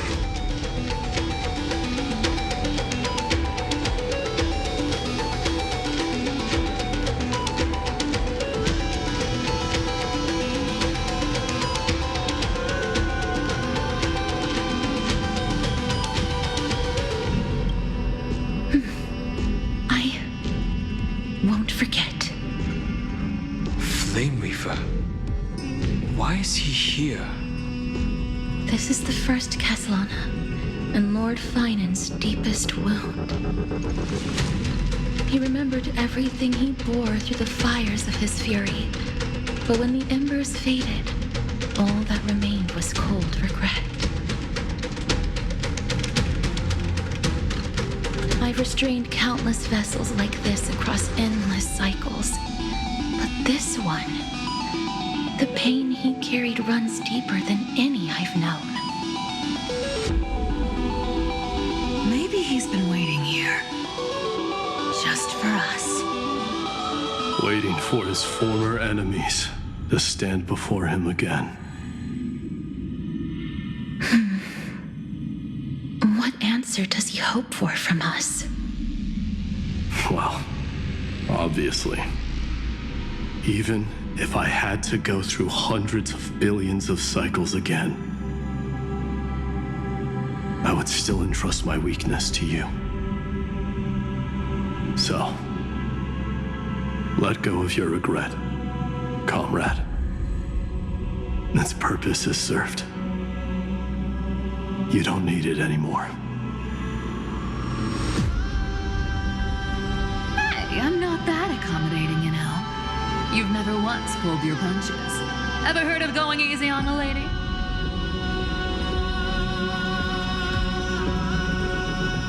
So pull yourself together, will you?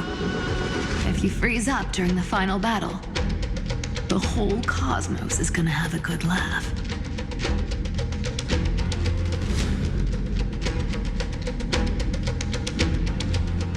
Yes. Please trust in us, wandering soul. Across 30 million cycles, the radiance of every flame chaser now shines bright enough to illuminate the path ahead. I ask you to rest here, and may this grieving soil bear the bloom of acceptance. No earthquakes. It's surprisingly quiet. Perhaps Castellana has found his peace. There's another possibility. This may not be the only seal he left behind. Then, I suppose it's my time to set out with you. Please take this Antilla flower with you. I believe that if anything could speak for Casterus, this ordinary resilient bloom would be more than enough. Perhaps you remember, Lord Mighty, in that lifetime when you traveled with her, you once told me, control what little you can, and when fate's inescapable grasp comes, resist it with the strength of your mighty will. I think I've done it. I've stood tall and walked among the flame chasers. Cast casting off the name of death, Casterus, servant of the afterlife. May her name be etched into the stars. And then live as a human and die as one. Why so sentimental? Sorry, a force of habit.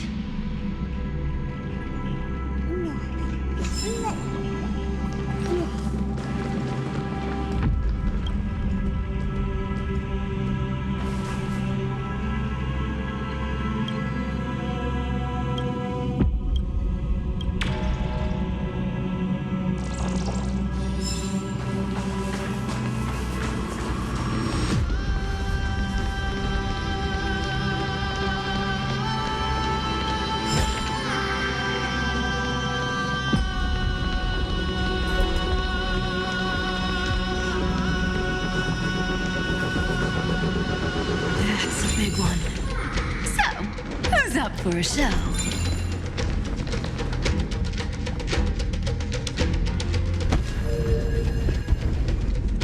Not budging an inch, huh? Really, Gray Mystery? I leave you alone for a bit and you're already this rusty. Speaking of which, Miss Cypher, do Delosians all like spherical things? Of course we do. Wait! That's not the... Isn't the real issue that this thing's in the way?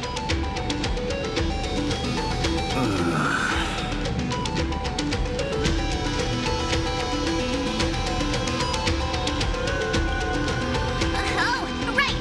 It's my turn to shine now? Watch this! The fresh power of time! Remember Orynyx's prayer? Well, of course I do! Come on, give me some credit. Lift the beddings of memory and stir up ripples of past reverie.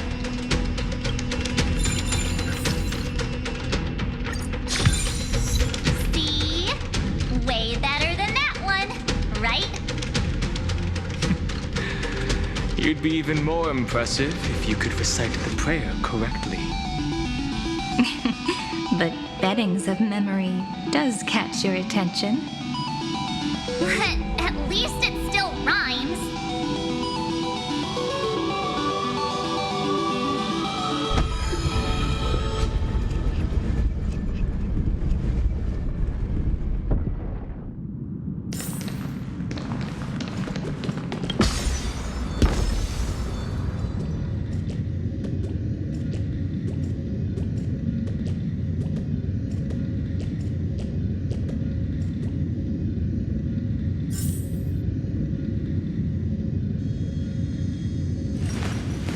I will walk to the end with all your wills. No matter the cost.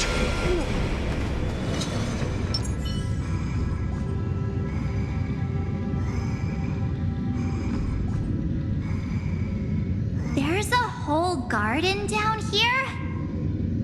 Incredible. The energy in the Earth's veins here it's completely different. This is the sweet dream Lady Cypher wove for him. A peaceful, gentle new world.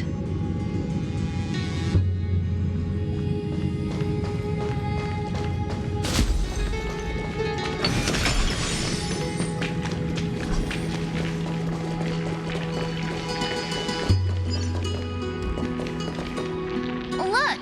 The blade down here's already snapped. Just like his mind, shattered and broken. But that light, it looks familiar.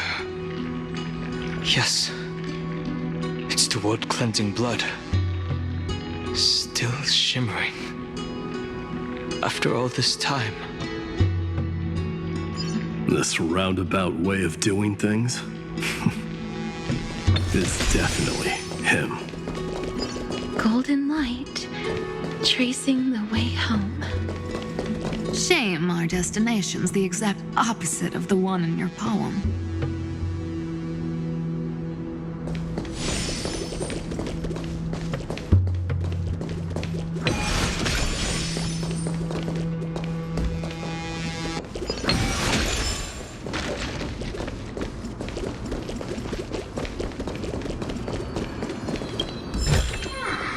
Looks good.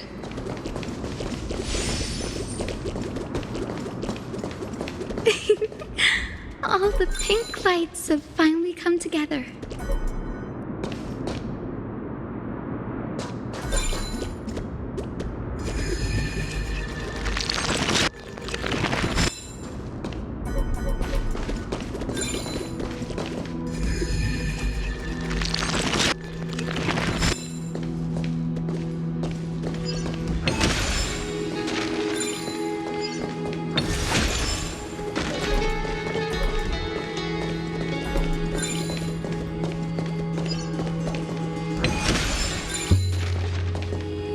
I've been waiting so long for you, Grayi, Danny, and...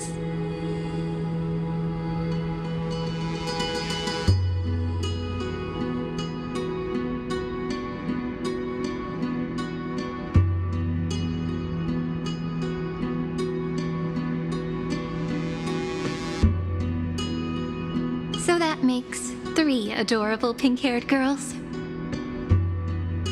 Huh? Told ya! Let someone else say that kind of stuff. I'm glad we're all getting along so well. Hyacinth, did you awaken this golden light? That's Lord Finance's lingering divinity. The sky merely reflected its tracks. The golden blood has not faded. We should respond in kind. That's one huge harp. The strings tremble as the people on the surface wage war and cry out. Miss Clementine, Mr. Krateros, and countless others who have heeded Gray's call. Guided by the rainbow, they're sending back good news, all to the same tune. Amphorians need not bow, even when destiny is unveiled. I knew you could all hear it too. Standing here, the sky feels wider than ever. It's no longer a towering wall, but a shore within reach. We'll take every name there with us, won't we? We will. An epic is shaped by the lives it carries. That much is beyond doubt. Or, as you've said before, right now, all that matters is to believe. Then, I guess that's my little wish fulfilled. Pluck the strings, Hyacinth, healer of the sky. May the 7-hued melody weave a rainbow, bringing a rosy-fingered dawn to the children of humanity. When the rainbow rises across the horizon, even the darkest clouds of destiny shall scatter.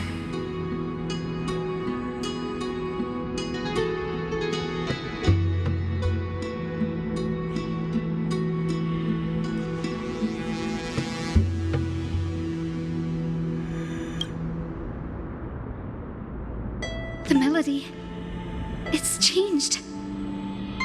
He heard the voices of the people, but could no longer respond with the same ardor. Like a bird drawn home by instinct. It takes flight and finds its way to him.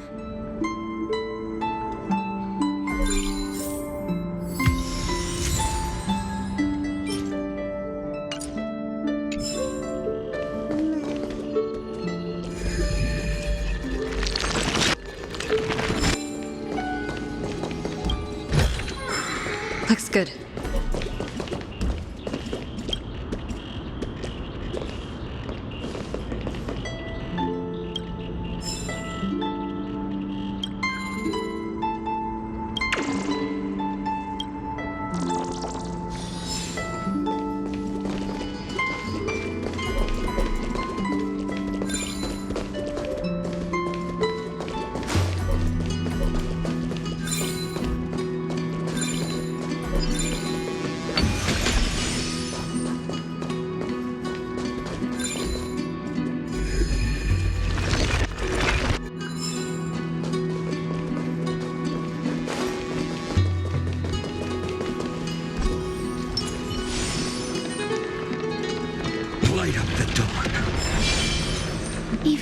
pure land is being tainted by the destruction. Shall we seek another way? His wisdom may be what we need.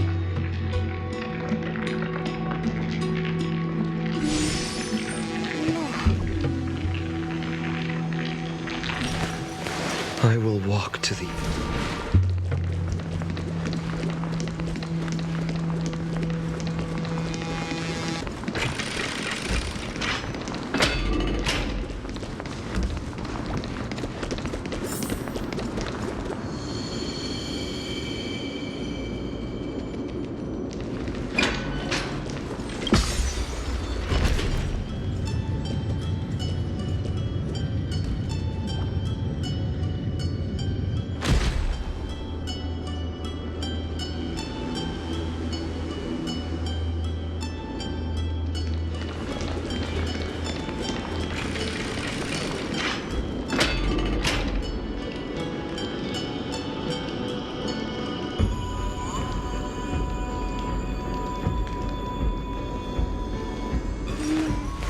I will walk to the end.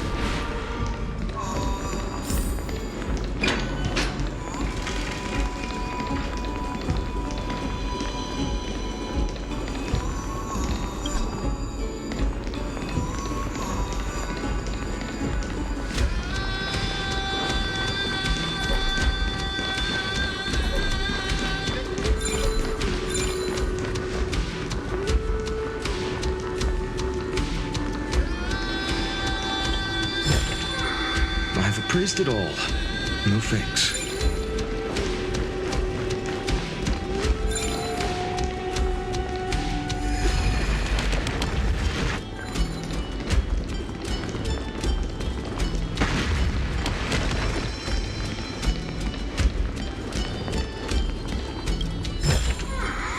Is this also a blessing of the Trailblaze?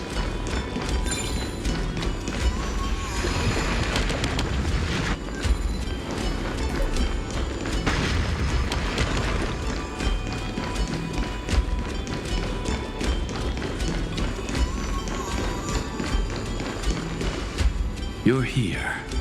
Sooner than I expected. So all along, the Demiurge was you. The pink mammal beside the Trailblazer. Your classification is pretty spot on, Professor Anaxa. Well, the sages of the Grove do call him the Titan with the sharpest eye in Amphorius. Say the ones who keep dumping every problem child on me. They also say that the Titans are way better at raising kids than the Caprists. With great power comes great responsibility. I'm sure you know just how to guide them, right? It shouldn't be too hard for someone with your insight.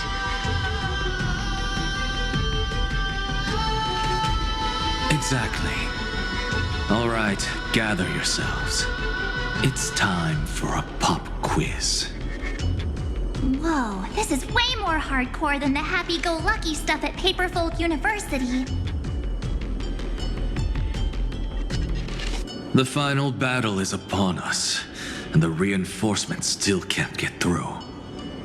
No matter how many times I tell him, he just can't seem to manage the rear line properly. See those crystals? They carry the wishes of deliverance, like insects trapped in amber and resin. This is the task Finan left behind. Retrace the path once taken, draw forth those wishes from the crystals, and carry them into the final battle. I've tried, but I can't move them alone. And as for why, well, I'm sure you all know the answer. The conviction to save the world weighs far heavier than the world itself. In other words, as the hero within his heart, this challenge is practically made for you, isn't it?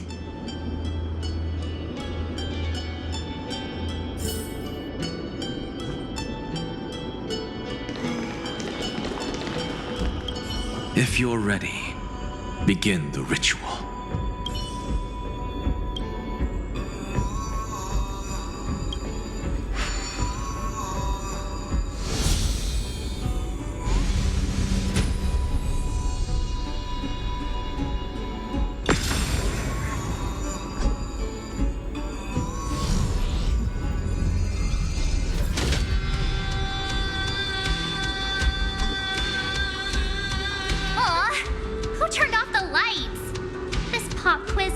Dramatic effects now?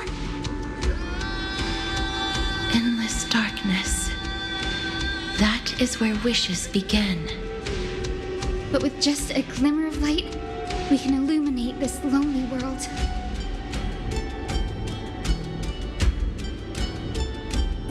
What lies beyond the edge of the light? Chaos.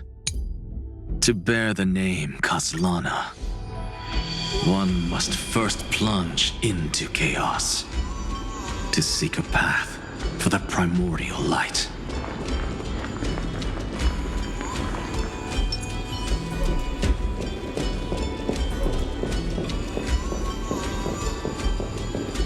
Beyond the shadows lies the outline of dawn. Only by bearing both light and shadow can one traverse the cycles of dawn and dusk.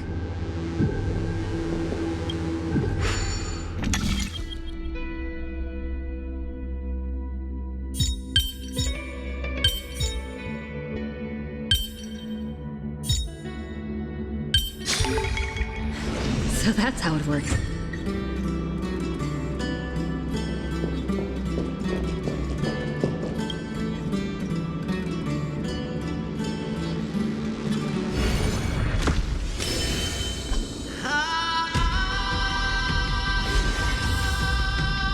The light's spreading.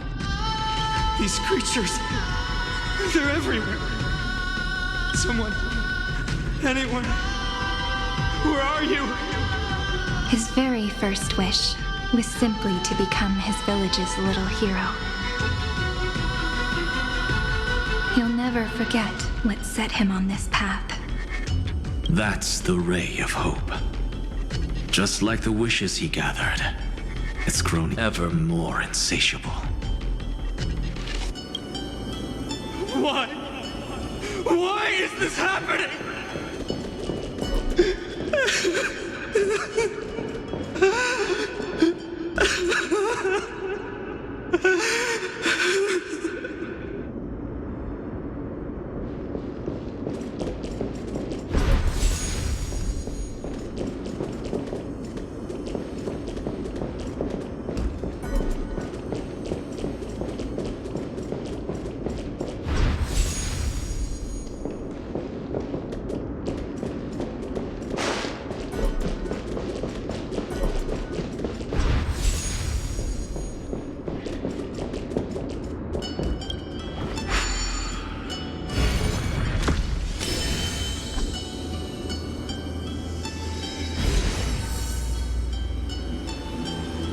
Even the deliverer from the sky must have their beginnings in the soil of the nations.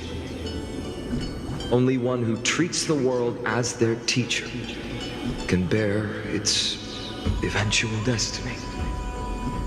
He never expected that the majestic holy city would be far from the end of what needed to be protected. The farther his gaze reached, the more weight he came to bear. But in the end, he couldn't hold on to any of it.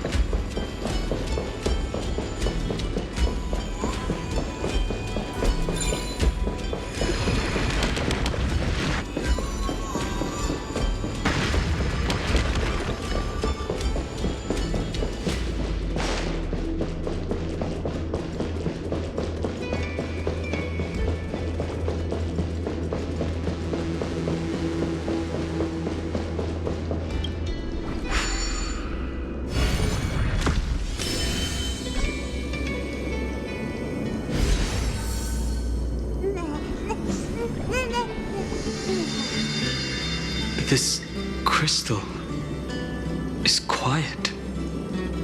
A prisoner in the cave can never truly describe the world in its entirety.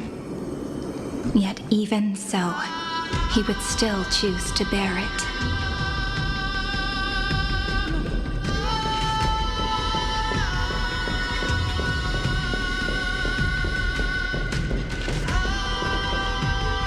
The blaze was still not enough.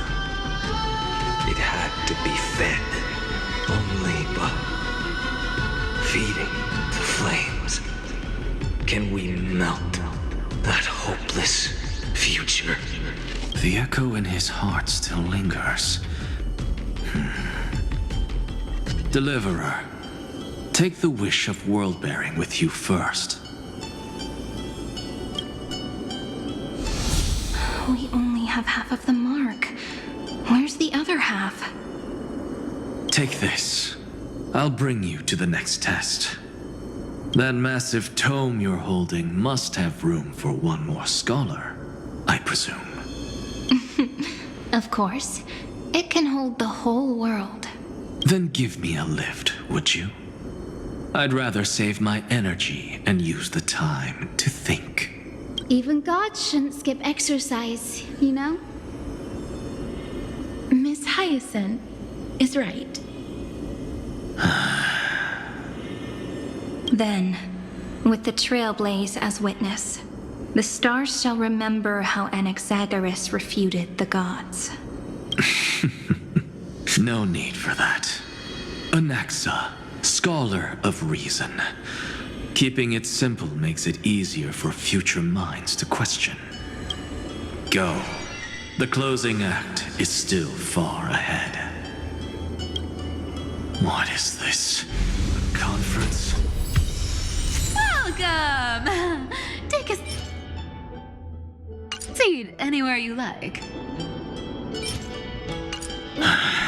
I'm getting a migraine.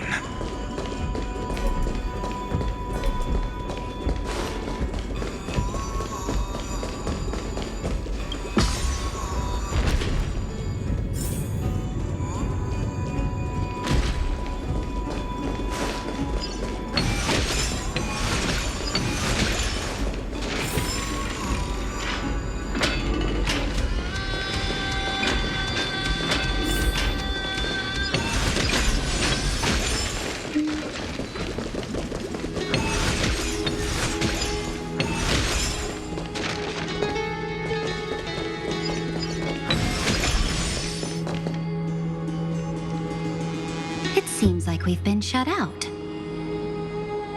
I don't think that's a bad thing.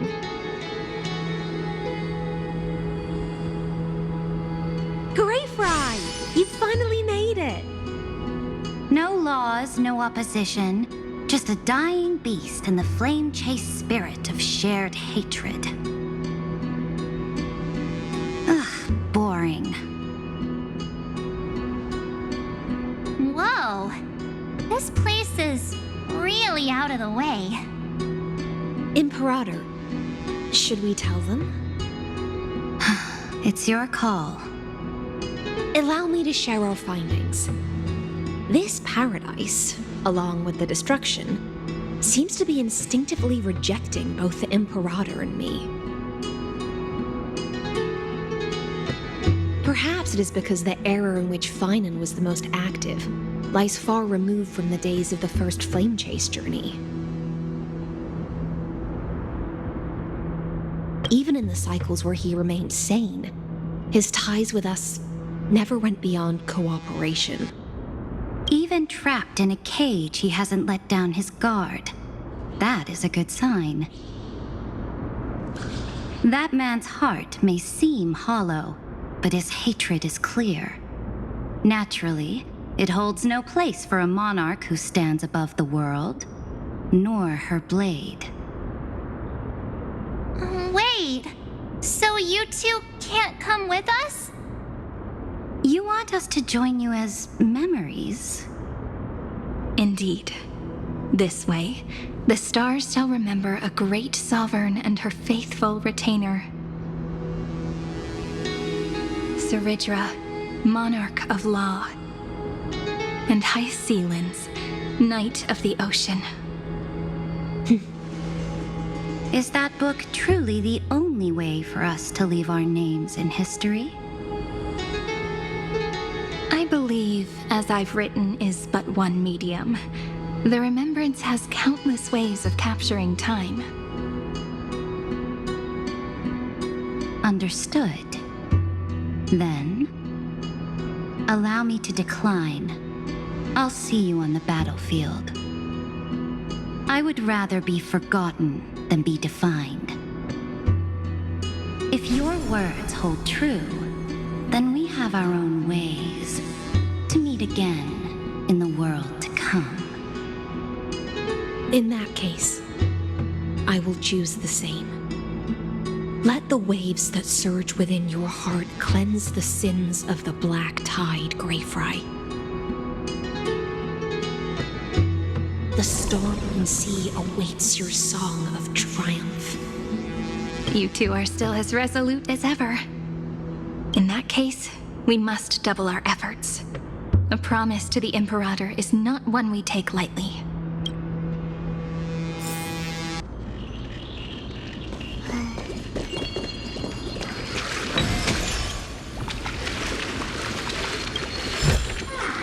Is that all?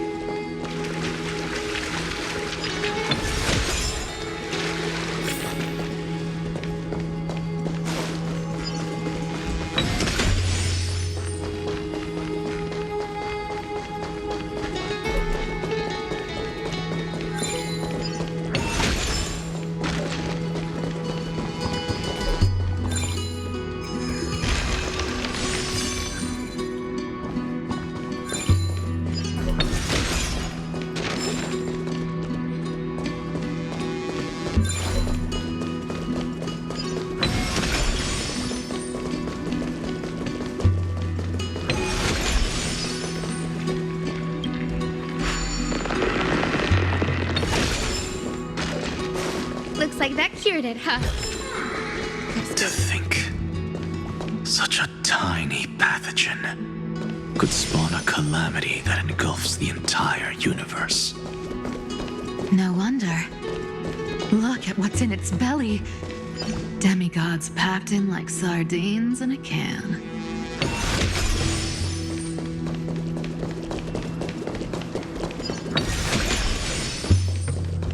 Now, don't lose your temper, Snowy. Good kids keep their emotions in check. That voice!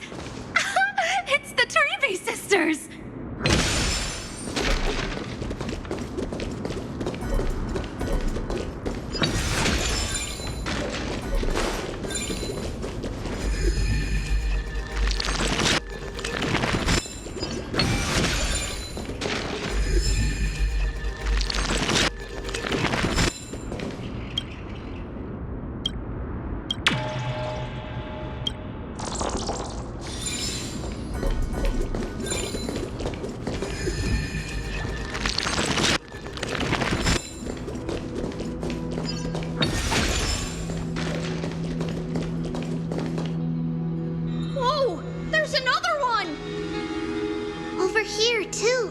Lady Treebios? Whoa! You're little Reenie? You look so grown up all of a sudden! She is not the Cyrene we remember. She is the Demiurge, Titan of Genesis, the one destined to work miracles alongside the heroes.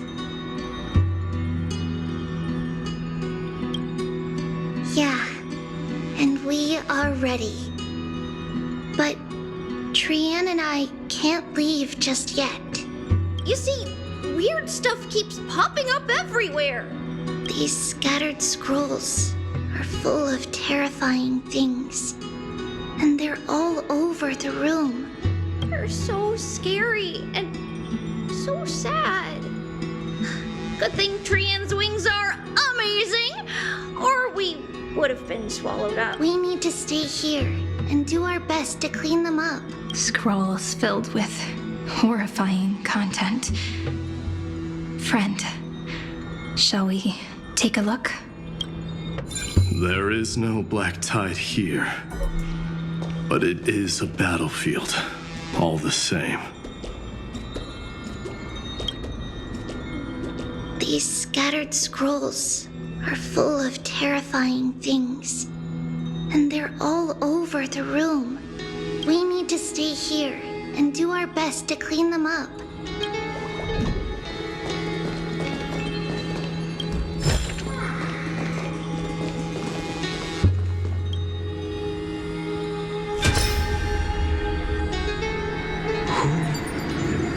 Miss Odetta and Mr. Hieronymus? Echoes 496, still resisting. Command, inject interference to redirect decision logic. Signal simulation. Parental figures. Ah, that Tin Man is one sneaky jerk. It's time to move on, my child. Let go of your anger and listen to reason. That God created us and then cast us aside. Shouldn't they be punished for that? The cold, indifferent cosmos has never shown mercy to Emphorius. Why would you burn for it only to turn to ash? Child, you've chosen the wrong enemy. Your birth was meant to be the greatest destiny. You were to liberate the universe, like the blazing sun at the end of the long night. And yet, you led yourself into a trap of futility, treating your very purpose as your sworn enemy. Is that not a tragedy in itself?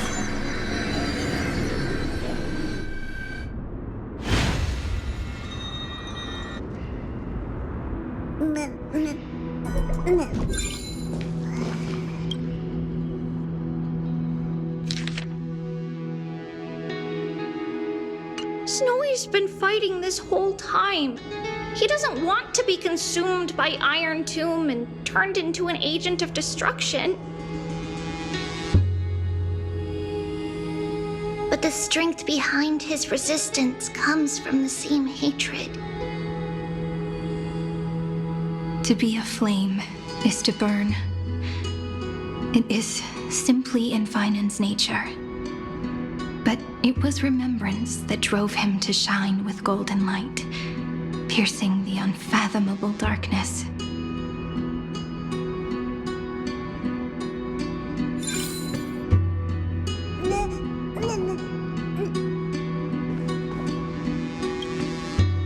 His inner struggle and the destruction breaking through. They're rising to the surface. If those thoughts take over this little world, we're in big trouble. So, we'll use the Century Gate to toss them somewhere no one can see. Then we'll defeat the baddies together and meet everyone at the end of the West Wind. But if Finan and Iron Tomb are already inseparable from each other, that would mean... It means he's still bearing the weight of the world.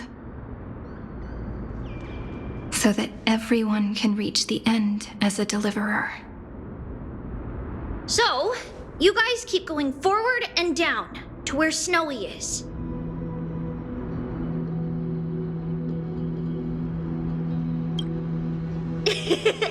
Little Gray, this time, let's give it everything we've got. Only 2 remain on this flame chase journey. Figures. They're always leading from the front line.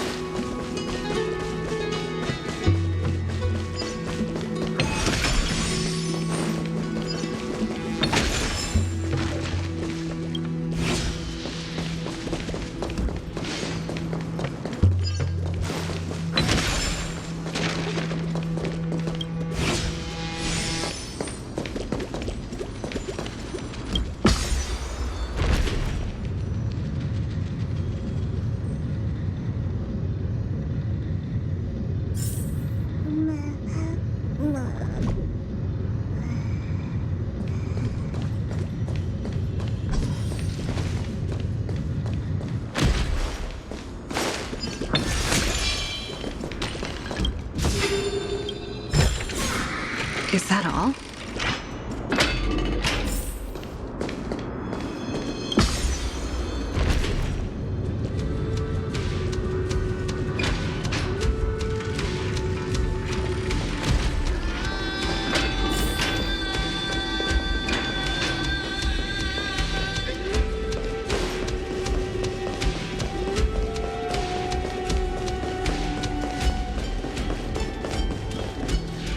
We're here. The second test site. I wonder what kind of wish we'll see this time. I'm afraid it's quite the opposite. This time, we'll face his despair. That's right. You'll have to walk this path too. The other half of the weight of world-bearing lies at the end of this path. Relax now. Take a deep breath. Come on. Let's make it quick.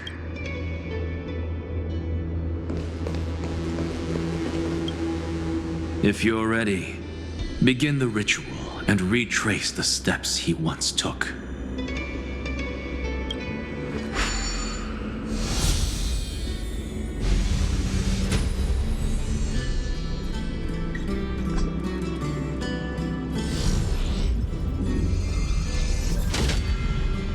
Looks like we'll be walking through the darkness this time.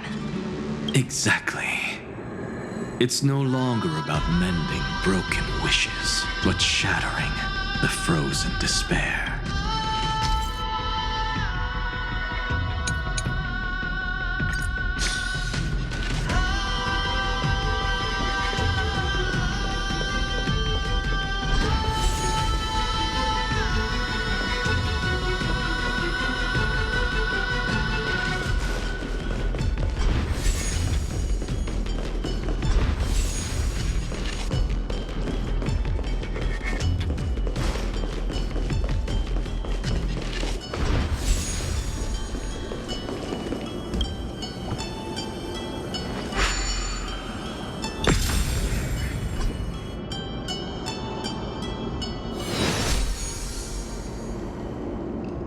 The first ripple has faded.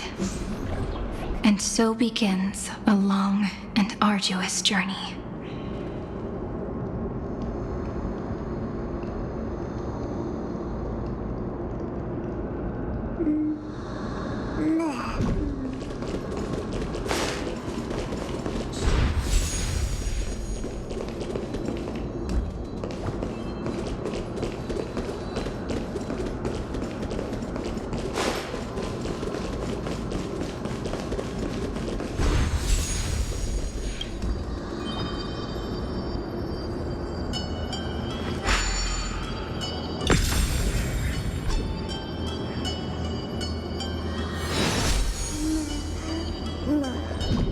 Endless slaughter.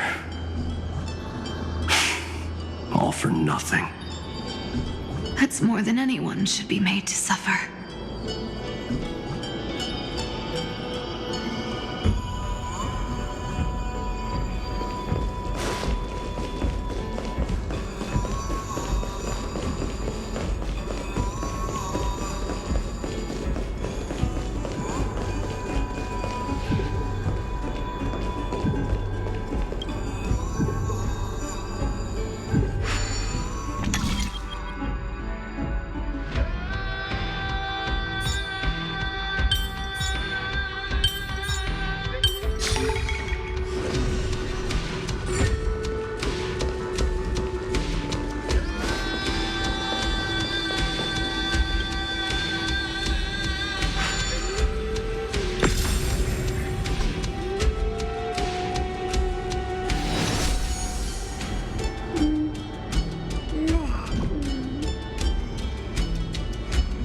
Even when it was finally over, all that remained in him was despair. But even so, the drop of blood wrung from his wrath has guided us here. We did it, Feinen.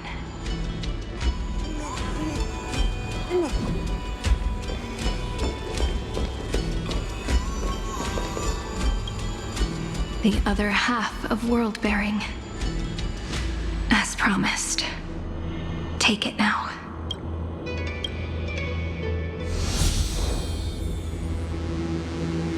At last, you've released him from the wishes he carried for so long, and quenched the despair kindled by his wrath. When both light and shadow are claimed by those who follow, his true form shall emerge.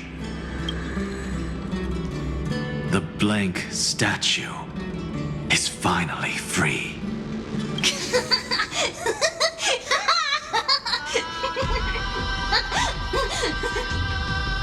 That smiling child in the memories. Let him come with us, laughing to the very end.